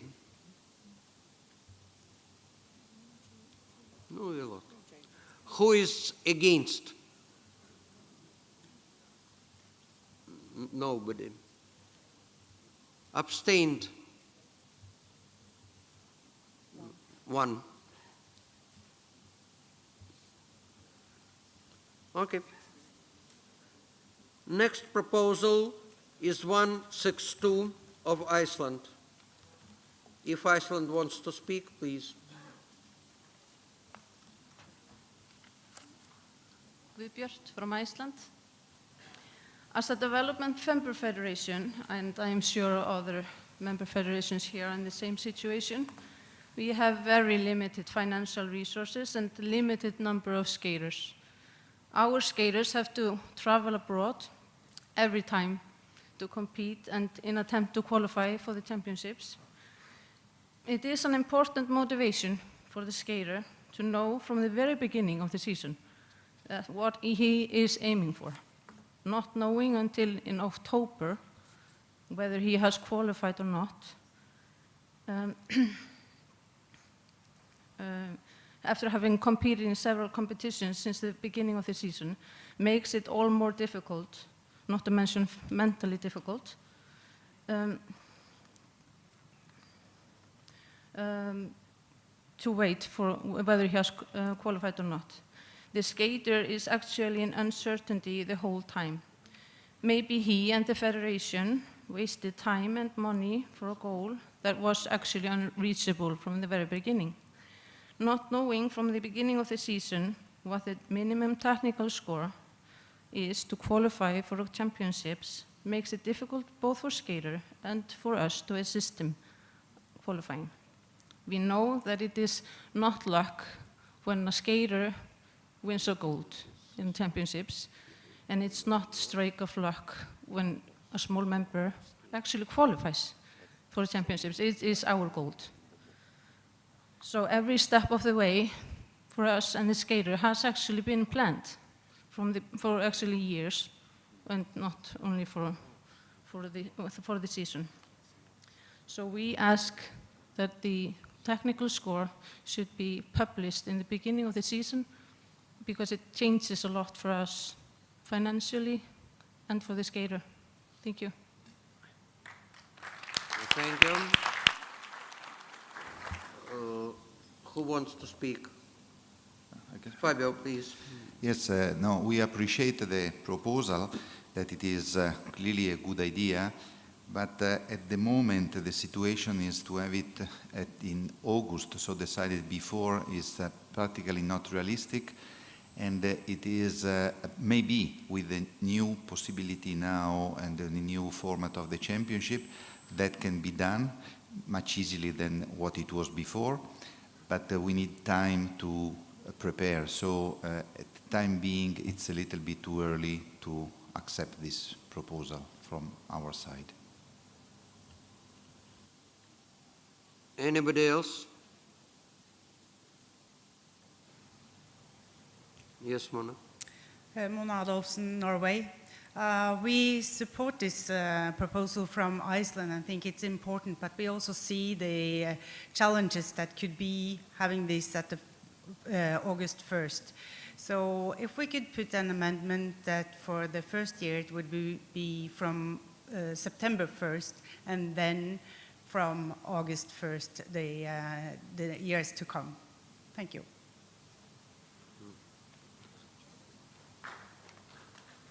Anybody else? Iceland again. We would be ready to make an amendment for the change to take place the next season, 24-25, if that would be more helpful, but this is extremely important.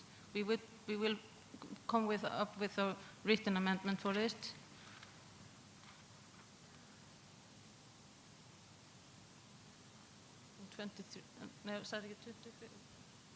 For the next season, not from this season, but the season after that.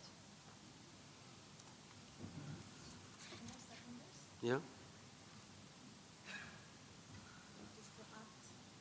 Mm-hmm. Starting from the proposal is to start from the season 23-24. It's for the Congress to decide, but for me, it should start then with 24-25, together with the new format of the World Championship. Because with this format, it's a little bit easier to implement. With the old format of the World Championship, setting the number at the beginning of the season and not being able to amend it might create quite big problems for the organizers. When there are more entries for the Worlds, maybe, but with the current number of entries, I would say it's quite risky to start with 23-24. It's of course for the Congress to decide. 23-24 is acceptable to us if you can put it in an amendment. So they are ready to say 24-25. No? Then I don't understand. Repeat it, please. 24-25, if that is suitable because of the changes that we are making already, if that is more consistent with the changes, and we can actually have a published minimum technical score in the beginning of the season from 24-25, that will be suitable for us and for the skaters. Because in my opinion, maybe I'm wrong, but in my opinion, it's extremely difficult to do it in the current system. Maybe possible with the new format, because the numbers are bigger. But so it's up to the Congress. And I would like to ask maybe the opinion, is Patricia Meyer in the room? Yes. Patricia, what is your opinion on this minimum score? Because I'm afraid to make some mistakes. Yes, usually we announce the technical element scores with the entries for championships. So it is published in the summer, every year. In summer? Yeah. So the date August 1 is realistic? Yes. Yes. And so we could accept. But it doesn't necessarily need to be in the regulations. I think we prepare it with the technical committees, and then it depends on what's in the... But now the committees, the council, I don't remember who, has the right to amend. If you see that there are too many or too few, you can lift or go down in the score. Correct. And does this proposal still allow this? Or it's a fixed deal by August 1 and that's all? That's my question. I don't know. Yes. What we announced in the communication with the entries, the allotted entries for the championships, we announced what the technical element score are, and we do indicate that if it is too low or too high, it can be adjusted. But it was very rarely done.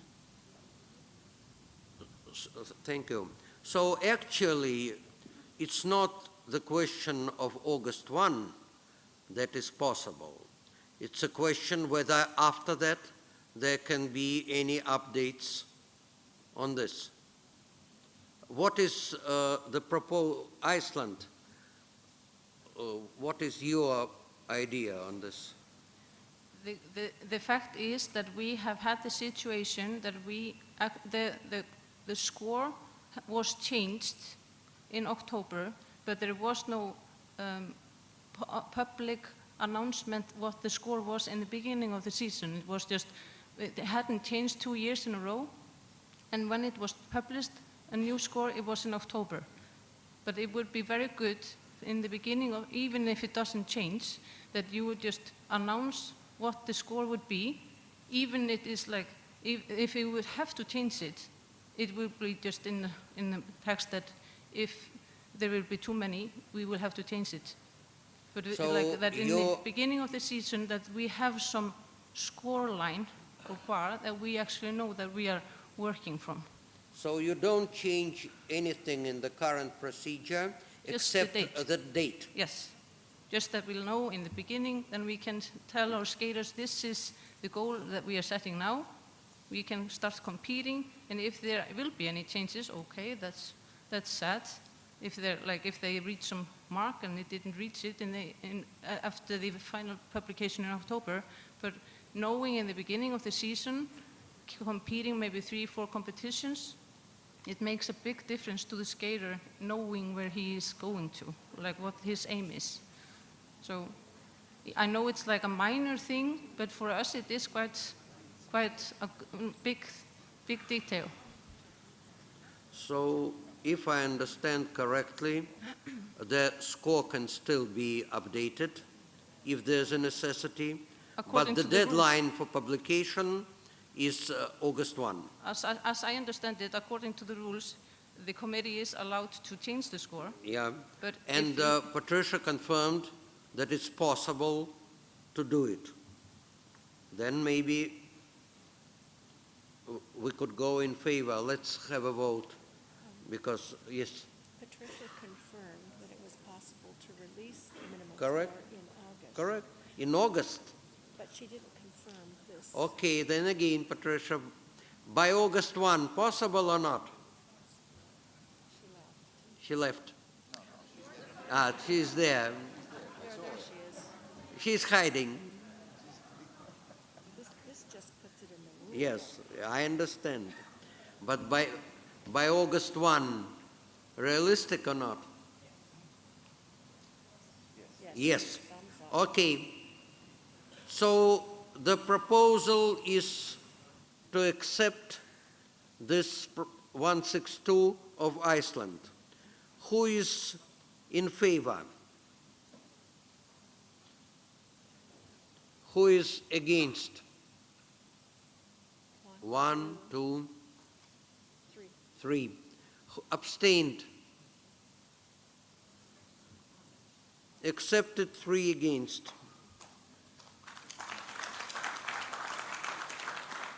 Proposal 163 of Hungary.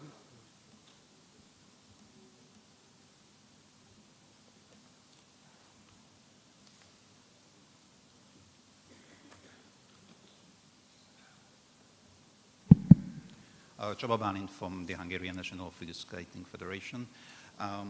The main idea of the proposal is to move all of the qualification competitions to the Olympic season, having the same criteria and requirements for all of the qualification competitions, and at the same time to increase the number of the qualification competitions, giving more chance for the members and for the country through their skaters to be qualified for the Olympic Games. How we can do it? We suggest to create a working group who can make a more deep analysis for all of the subjects connected to it, from financial point of views, for the skating calendars, for the scoring system and all the other stuff, and come back for the next Congress for a full proposal, how we can put it on life. Thank you. So the proposal of Hungary, the amendment is that we cannot accept it now because we have no system, but we could form a working group that should study this possibility, because the idea is of course good.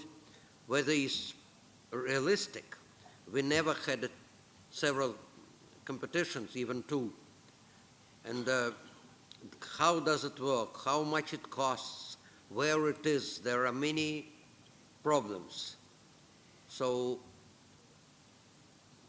we can either vote yes, no, or decide additionally or instead to create a working group. We suggest to create a working group. So and the you working group is already, coming back as a for proposal, you are withdrawing the proposal. No, because the proposal itself saying to create a working group and coming back for the next Congress for a full proposal, how it can be done. Let's see how it's written. Sorry, maybe it's in the 2022 is written because the original proposal was set for the 2020 Congress, but it was not possible to discuss. So the only modification of the proposal is the working group coming back for the Congress of 2024. And prepare a full Congress proposal. What here is to create, Freddie, can this be a decision on the proposal, or it must be a resolution to create a working group on the subject? I think this should be a resolution, but I mean, on the merit, you can do a working group, but certain parameters of the qualification system are subject to IOC decision. So whatever you decide doesn't mean that it will happen. This also includes timelines. The most important is, of course, the quota of the skaters, but also timelines will be decided by the IOC, who maybe is watching. And just that you know that you have limited impact on what you can decide here. I suppose the working group, if formed, should take into account the IOC opinion and maybe finally arrive to a conclusion that it's not possible. It's also, the working group is to try to prepare the proposal and see if it's realistic to have it or not. Yes. Considering IOC limitations and so on. Yes, Boris. Yeah, Boris Shait, Israeli Federation. I don't know if this is the right time to ask this or to talk about this, but sometimes we have to talk about this because I don't see a big problem where we have 1 or 2 or 3 qualifying competitions. I have a problem with something else, that every time we get cut, 20 pairs, 19 pairs, 24 pairs, 23 pairs in dance. And how long this is going to go on and where are we going with this? And if somebody would take a look at the statistics, how many pairs were at the Olympics and how many dance pairs from how many countries, I think that's where our problem is, that we're cutting the countries. We are not cutting, competitions won't help. If you have still to go 19, 18 pairs or whatever they're going to decide next time, then you can have 5 competitions, it's still going to be 18 pairs. So this is something to discuss and this is something to understand. Where are we going with all this? Maybe we should stop developing pairs in the small countries and just let it be 6 countries and that's it. Because it costs a lot of money to develop. Dance, pairs, it takes time and a lot of money. Somebody looked at this. It's nice to cut, but where are we going? That's the question. Thank you. Thank you, Boris. I fully share your opinion, but not everything is decided in this room. There are conditions that are put for us by IOC, and we cannot do anything with this. So we can make proposals, we can increase, but if IOC tells us to decrease, that's where we are. So it's definitely not the ISU desire to cut the numbers. The numbers that were cut prior to Beijing Olympics were a minimum we could do. It was the result of a fight to keep the numbers. If we wouldn't fight, the reduction would have been bigger. The same might happen next time, and I can assure everybody that all council, we do our best to keep the numbers, to increase the numbers. But unfortunately, there is a body above us. Okay, so considering 164, I think still that the proposal is withdrawn in favor of a resolution. Yes. 163. Yes, it's withdrawn in favor of resolution. Yes, thank you. Mm-hmm.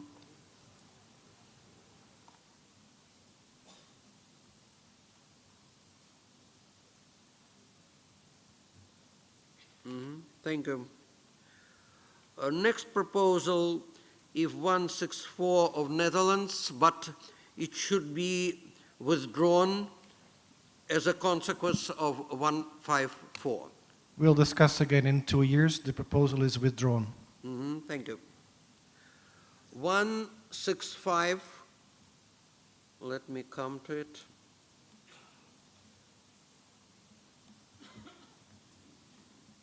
Of the Single and Pair Skating Technical Committee. Yes, Fabio, please, or whoever. Rita, okay.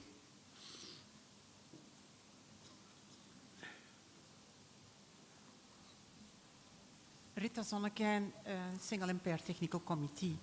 We, of course, feel that, especially in championships and for sure in Olympic Winter Games, the most expert judges in pairs needs to be there. It's so fair to the skaters that they are very well judged and that the judges are quite experienced to judge the pairs. Thank you. Anybody who wants to speak? No. Who is in favor of the proposal? Against? 1. Excuse me, just for the clarification thing regarding 165. What? Do we have something satisfactorily? Is there any clarification on what satisfactorily means in the rules? Fabio. I know that we have already voted Yes. on it. No, satisfactory means that if you have judged these competitions, you should not get assessment or letters related. So it shows that you have start to have experience and you have judged at least in a satisfactory way. Okay, do we have that somewhere in the rules, or is it just... No, it is not in the rules, but it is the meaning of the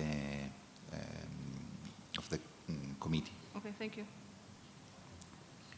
Okay, so let's continue. Who is against, because we didn't count properly? 1. Abstained? No.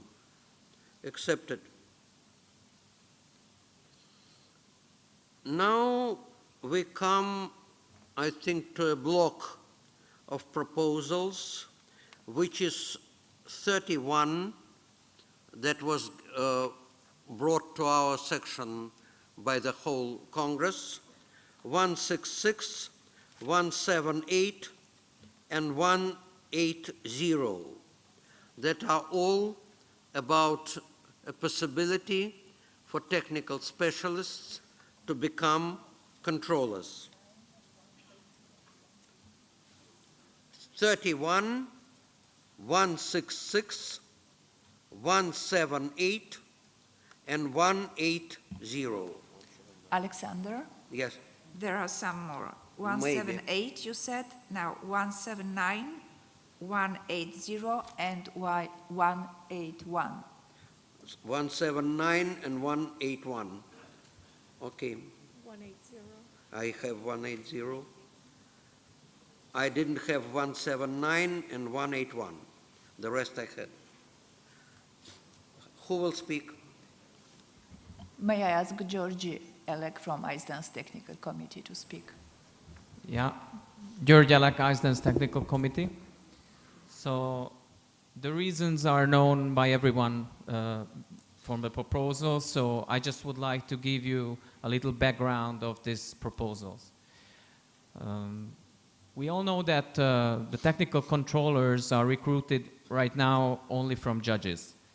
And we have experienced in the past that not enough judges were interested, or we don't know the reason, but we don't have enough technical controllers right now in ice dance and synchronized skating. And year by year, we have problems to appoint the technical controllers. That's why we try to review these rules and try to find a solution for this with very well qualified officials. And that's why the idea came that ISU technical specialists who are experienced may, after 4 consecutive years on the list, and also with 2 national championships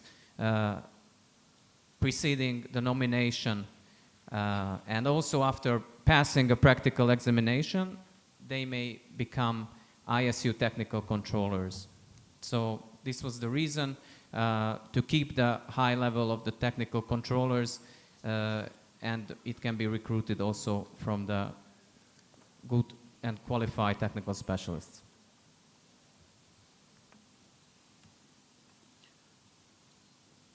Who wants to speak?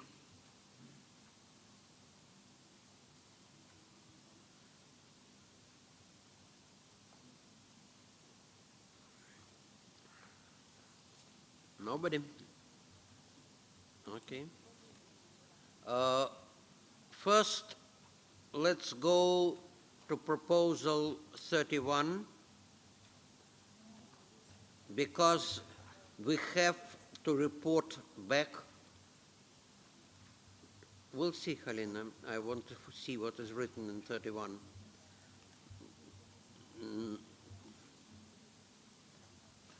31 is sent to our session by the General Assembly.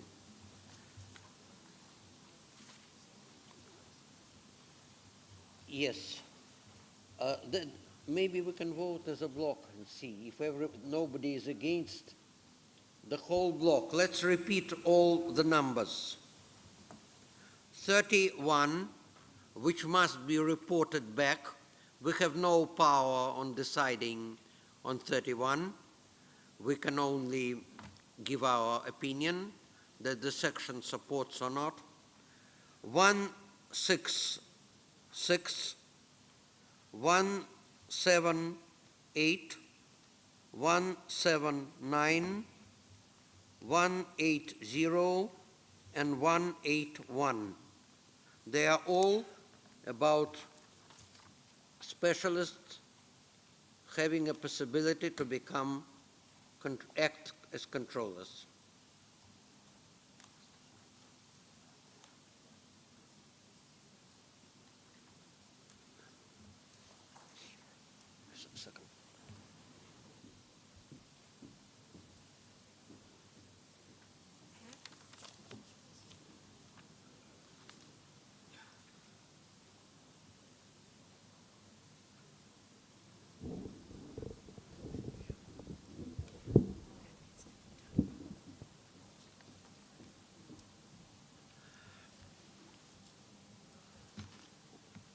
There is a proposal to vote on this as a block all together if there are no objections.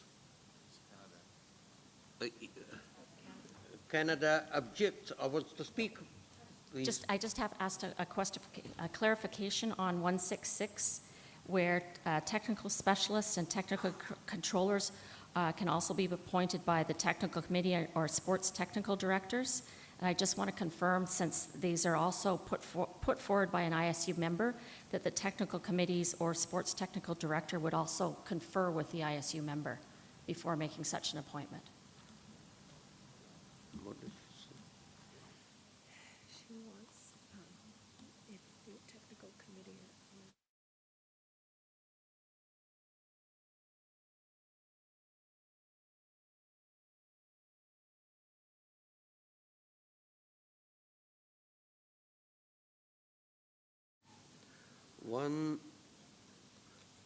Karen, can you repeat 166?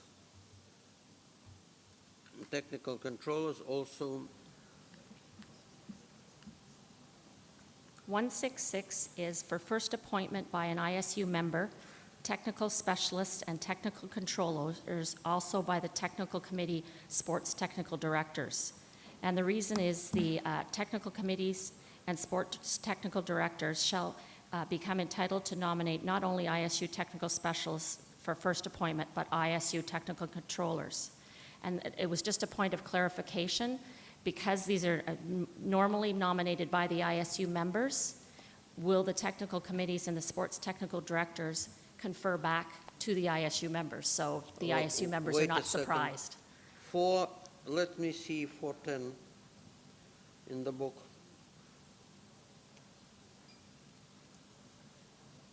410 A. 410 6A. The current rule says that the sports, the technical committee and technical director can nominate technical specialists, and they are not obliged to have the confirmation of a member. That's the current rule. That specialist can be appointed actually without the member. I don't know if we ever had such cases, but the rule gives this possibility. If we say now that the technical controllers must be approved by the member, then we put specialists and controllers in different positions, and because we cannot change anything for specialists, there's no such proposal. We're fine with the intent of the rule change. We just want to make sure that if a decision is made by a technical committee or the sports technical director, that the ISU members informed, because otherwise we don't. Of course, the member should be informed in advance, so that we're not surprised. Agree. It's just information, yes, but not decision. It was the clarification that this would happen. Okay. Any? Alexander? Yes. Susan Lynch, Single and Pair Technical Committee. We just wanted to make sure everybody understood that this is just for ice dance and synchronized, and not for singles and pairs. Thank you. Thank you. No, it's possible, Fabio, now with the rules. Okay, the proposal is only for ice dance and synchro, because the problem with the number of technical controllers is in ice dance and synchro. If there is a problem in singles and pairs, Fabio, maybe we can amend this, that is also for singles and pairs, but the proposal came from two committees, from ice dance and from synchro, because we just need more technical controllers, and those who are coming from the judges' side, this is not enough.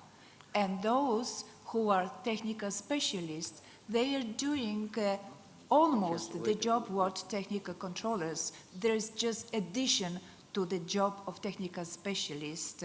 So we think that it will be the easiest transfer.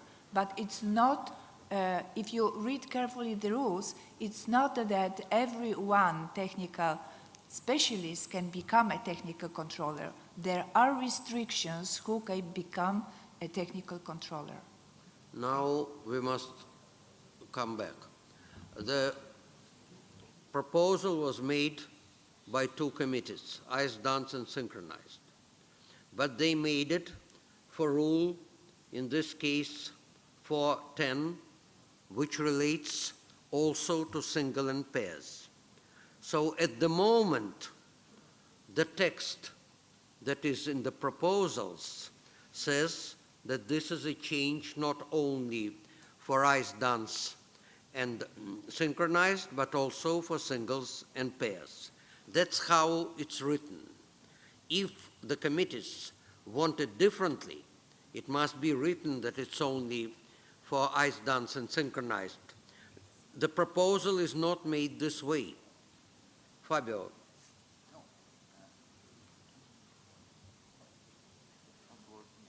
Oh, okay. No, the fact is that what Alina says is that the problem is related only for dance and synchro. But the proposal, how it is, include also single and pair.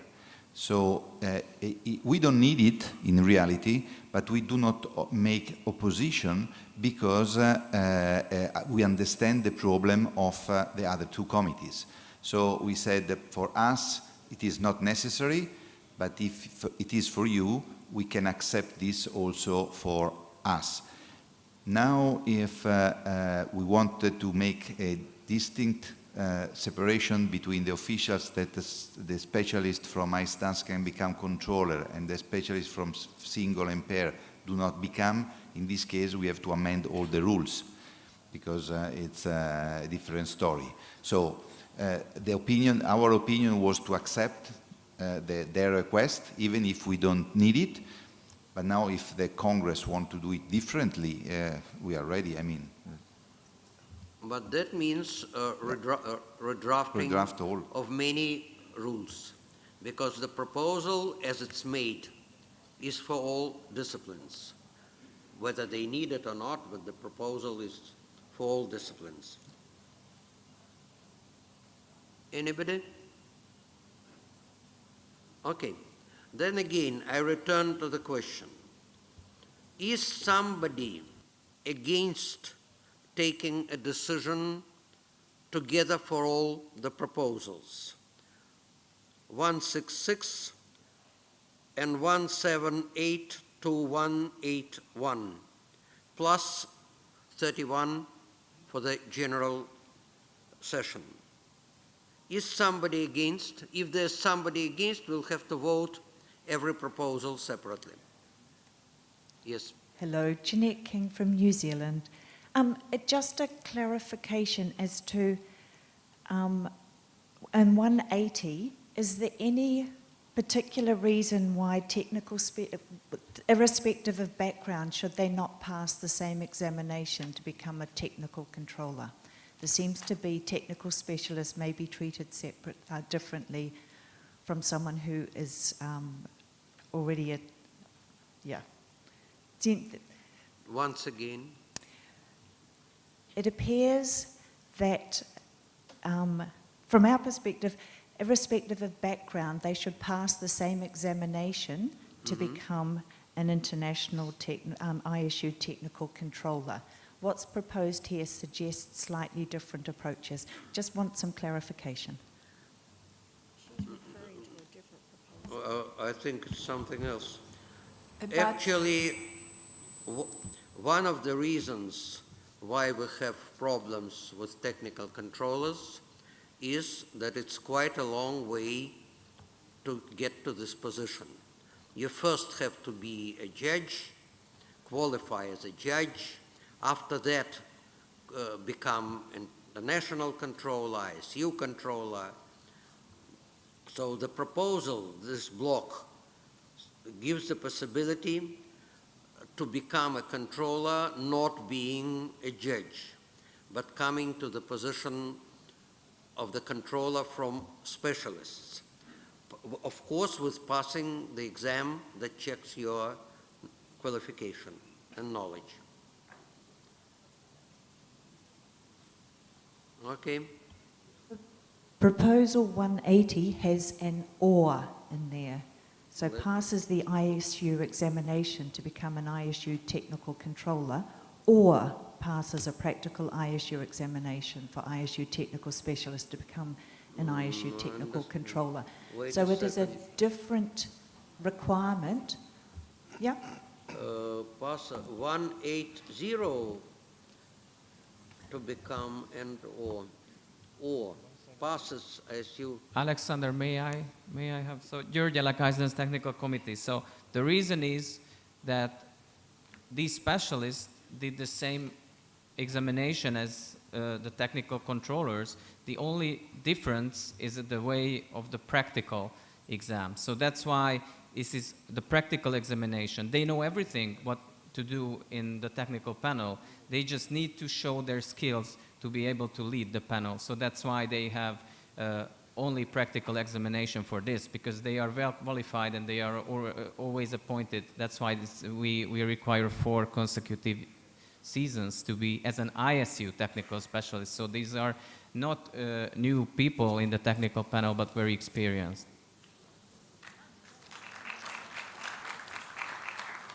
Yes, Chair. Jeroen Prins, Netherlands. May I draw your attention also proposal 176, Alexander, because you already spoke about the subject, that controller not coming from, let's say, a judge background. So maybe we should include this one as well in the package. I don't want to draw you into the swamp, but I think this is also related to the discussion. It's definitely related to the discussion, but it's a much broader issue, because the committee's proposal is only about specialists becoming controllers. The Netherlands proposal is about a special pathway for the technical controllers, separate, that anybody, roughly speaking, not a specialist, but anybody can become a technical controller, not being specialist, not being judge, but going this pathway to controllers. I think this proposal has some merit, but I don't think we are ready to accept it and maybe even to discuss it, because it's a new approach, which I talked to Jaron already on the subject. So it's an interesting, for me, approach, but I don't think that everybody agrees with that. We have to discuss it separately, and we'll come to this proposal. I would not include this in a block. So again, my question, who is against voting these proposals as a block?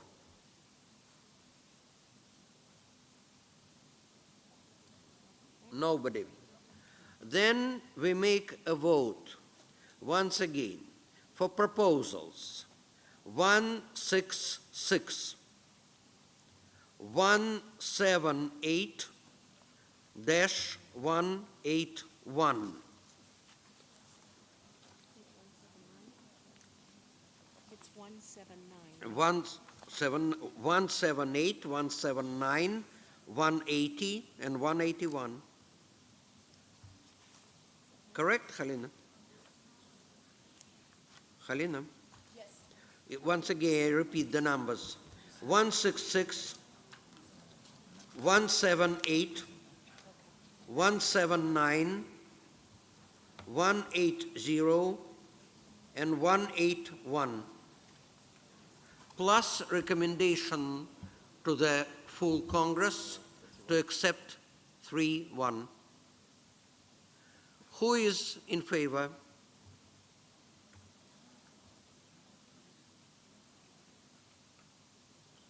Who is against? 1, 2, 3, 4. Who is abstained? Accepted.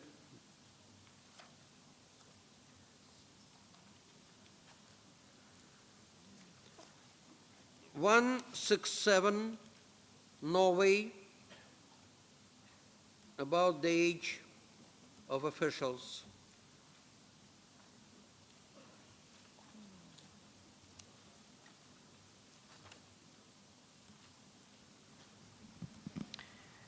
Lise Røsto Jensen, Norway. So we're not going to talk long about this. Our reason is written here, but I can repeat. So since the ISU invests in the education of officials, they should serve at minimum 5 or 10 years. Because the current rule, you can actually serve only 1 season. And that doesn't make sense. Thank you. Okay. Who wants to speak?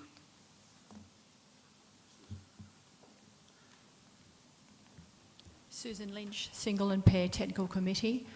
The committees are not in favour to put all these age restrictions in the officials. We understand that maybe some officials start their judging careers and official careers at a later stage of their life, depending on their other things that are in their life. So we are very happy that they can serve for the amount of time that they're able to and volunteer to the sport.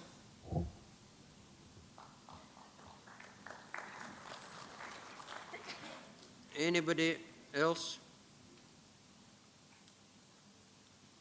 I must also mention that we'll have quite soon urgent proposal of Argentina about ages, who goes in the opposite direction to this proposal.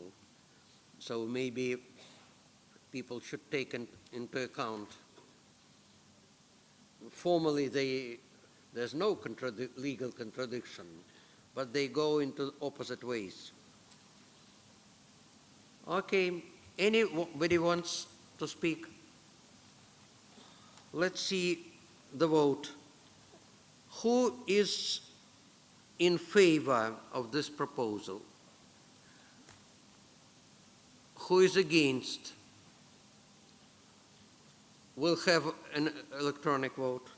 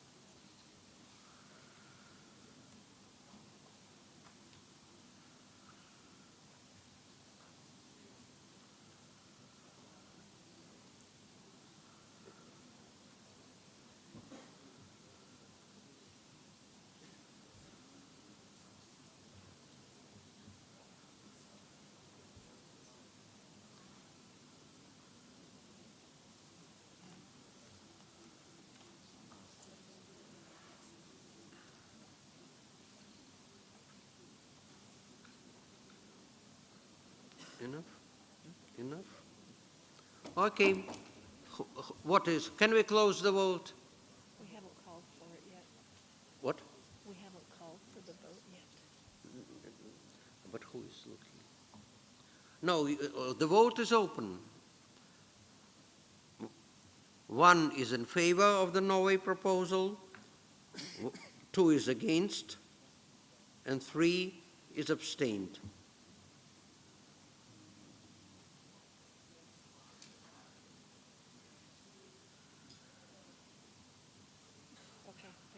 Okay, let's close the vote and see the result.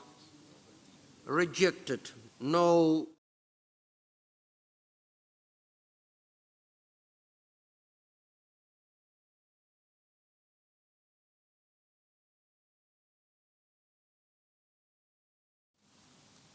Next proposal, I would propose a block of two proposals, 168 and 172 from the technical committees. 168 is just remove unnecessary requirements for referees. Is there anybody against this proposal? I don't know. Maybe we just see. Who is in favor?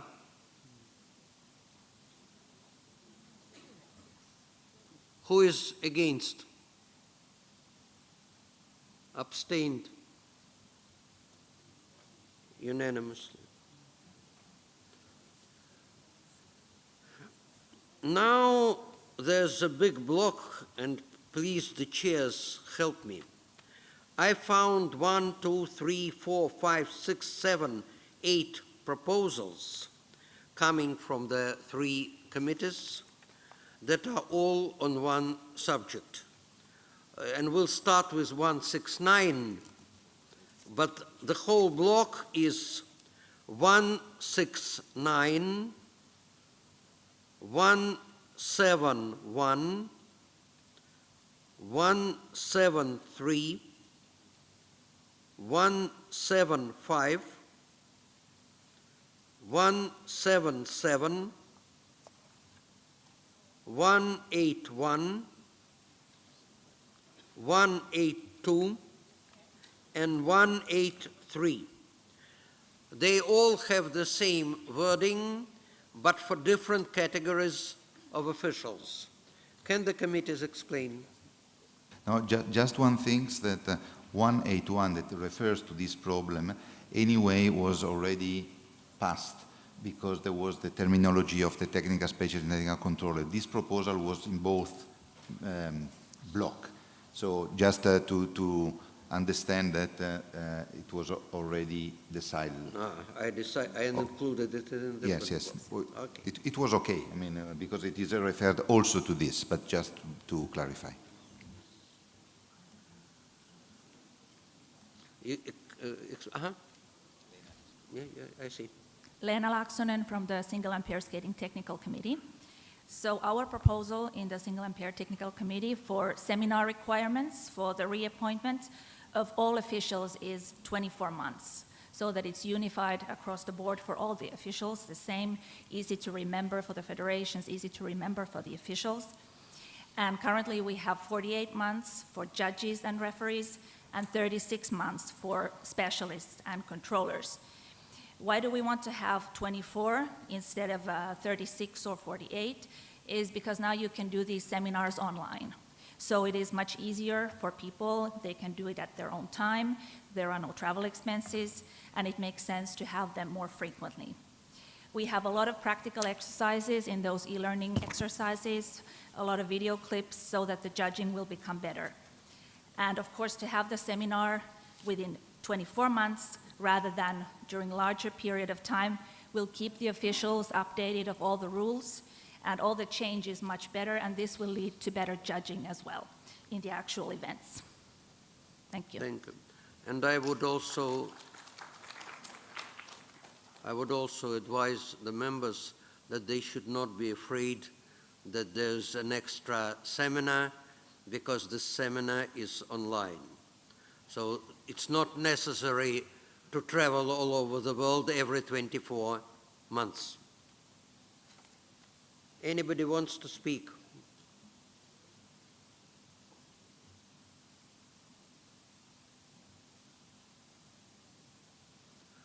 Then the proposal is, again, if there are no objections, to vote as a block. Who is against voting as a block? Nobody. Then, for the proposal itself, who is in favor? Against? Abstained? Unanimously. Proposal 170. Let me find it.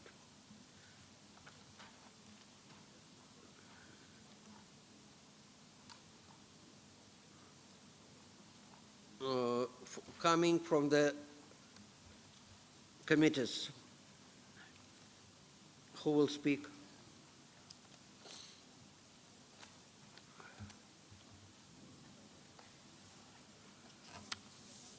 About lack of draw. Okay. We have simplified the rule and we have deleted a number of segments and I think now it will be easier to fulfill the requirements. Because with this so many times short program, so many times free skating, then you are not drawn for a panel and you lack either short program or free skating. This gives more possibilities to satisfy the requirements. Yes. Yeah, Mr. Vice President, Christian Baumann, Germany, I have one remark to that proposal. At the moment, if an international referee wants to qualify for promotion as an ISU referee, there is, the ISU requires 2 practical experiences. The one is 2 competitions as an international referee, and the other one is 2 activities as a judge in a championship. And plus, actually with the current rule, the requirement that you have to do a written dance plus a free dance. So I'm very thankful that the committees now picked this out and want to simplify and say we don't want to keep the short program, respectively written dance plus free program, free dance, because it's really not in the hands of the judge. So the judge could be nominated by his federation, goes to a competition and then is not drawn, and then it doesn't count. But, so very good so far. But on the same point, the proposal as it is in the rule here now, 170, it also includes an increase of championship activity as a judge from 2 to 3. And this is very, very difficult for discipline of ice dance, given the fact that we have only 3 championships a year. And contrary to single skating, where you might have 3 disciplines per championship, so there is 3 chances per championship to get an activity. But as ice dance, there's only 1 chance per championship. And if your country is not drawn in a championship, then there is no possibility to fulfill this requirement. So there are many members, they might be drawn only once a season in a championship. And if you need 3 activities, then the federation would basically have to nominate the same judge every year. And if we think that there are more ISU judges in the members who wants to get activities, then this doesn't work within 4 years. So I have to question on the technical committee to reconsider, and I think they already did, and maybe can amend this that we can make it more practical. Thank you very much. Yeah. Yes, so we tried to draft that and to reconsider these difficulties to fulfill the requirements with free competitions. So we understand that to go as a judge to ISU Grand Prix final, it's not easy because usually there are set countries who have skaters qualified for this special event. So it's really difficult to be appointed 3 times for championships in a row within 4 years. It's also difficult. So to make it easier, we propose to have still free competitions from the following. Instead of ISU Grand Prix final, we just write ISU events. ISU events includes Junior Grand Prix and Senior Grand Prix. So for Junior Grand Prix, I think it's much easier to get for the judge appointment to judge. And for the senior Grand Prix, maybe more difficult, but still not impossible. But because we did this, we have to increase from 1 to 2 competitions as ISU championships or Olympic Games. So, or 2 championships or 1 championships and 1 Olympic Games.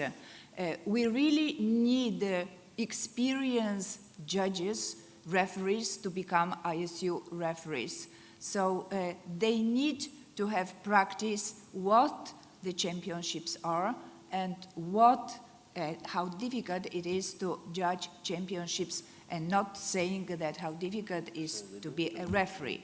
So we increase by 1 the number of championships, but we give the possibility for ISU events. Well, Halina, this amendment must be visible to everybody. Yes, but it was. It was before. I was just going to ask if we can have it back up there to see it again. Yeah. Yes, because I see it for the first time.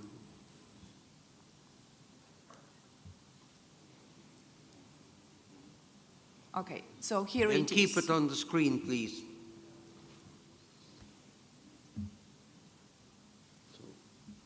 So as you see, we have ISU events instead of ISU Grand Prix final, and instead of 1 championships or Olympic Games, we have 2 championships or 1 championship and 1 Olympic game to be judged, Because as I understand, the requirements for I, as a referee in 2 international competitions, this is okay, and this does not need any amendment.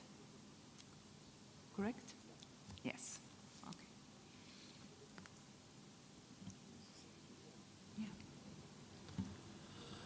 Is it clear for everybody?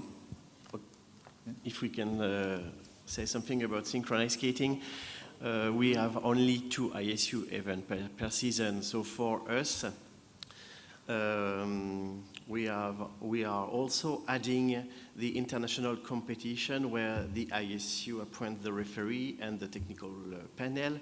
So, for example, the Shanghai Trophy or some other competition that exist. So with this competition, you will fulfill the requirement of the 3 competitions. And we only ask still 1 championships compared to ice dance and Philip, that have 2, yes. And this international competition, yes, where the ISU appoints the referee and technical panel members, what are such events? For example, the Shanghai Trophy. We are using because we just have 2 championships per season, and in the past, to give more activities to our officials, we recognize the Shanghai Trophy for activity like as a championships activity and not just as an international competition. Like an ISU event. Because it's an ISU event, it's not an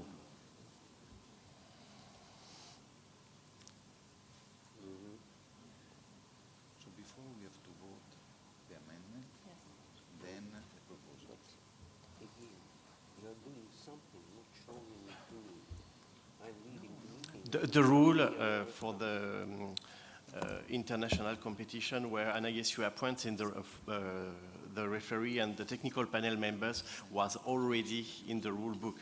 Nothing is new, it's just clarification.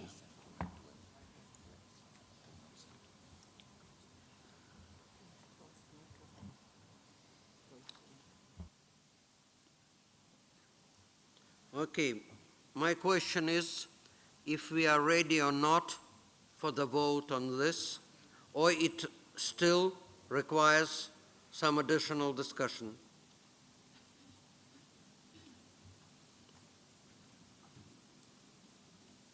Because does everybody understand what are the amendments because they are all on the screen and they make the previous proposal quite different.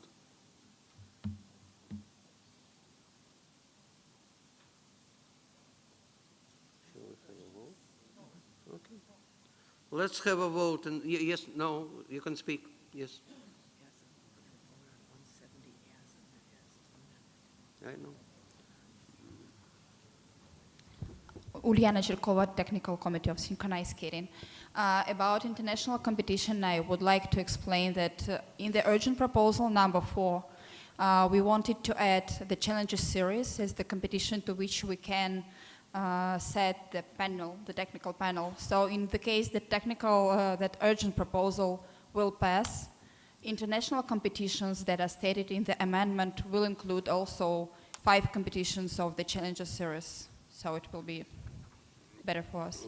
In case it's accepted, it's not yet accepted. Yes, but this is only for synchronized, correct? Okay. Yes. Okay, let's try to see if we can vote or not. First, for the amendments. Who is in favor to vote on later on amended proposal?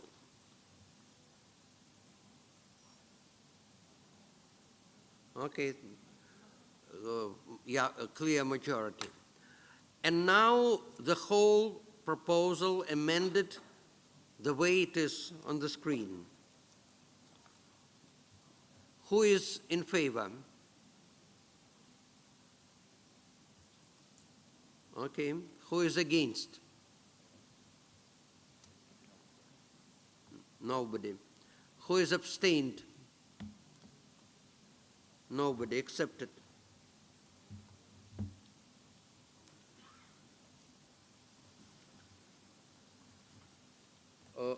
Our meeting of today is planned till 12:30. Now it's 12:30, and we come back tomorrow morning. Don't forget about the test today till 2 o'clock. And I remind again, don't leave any papers on the tables. They will be cleaned, but leave green and red cards.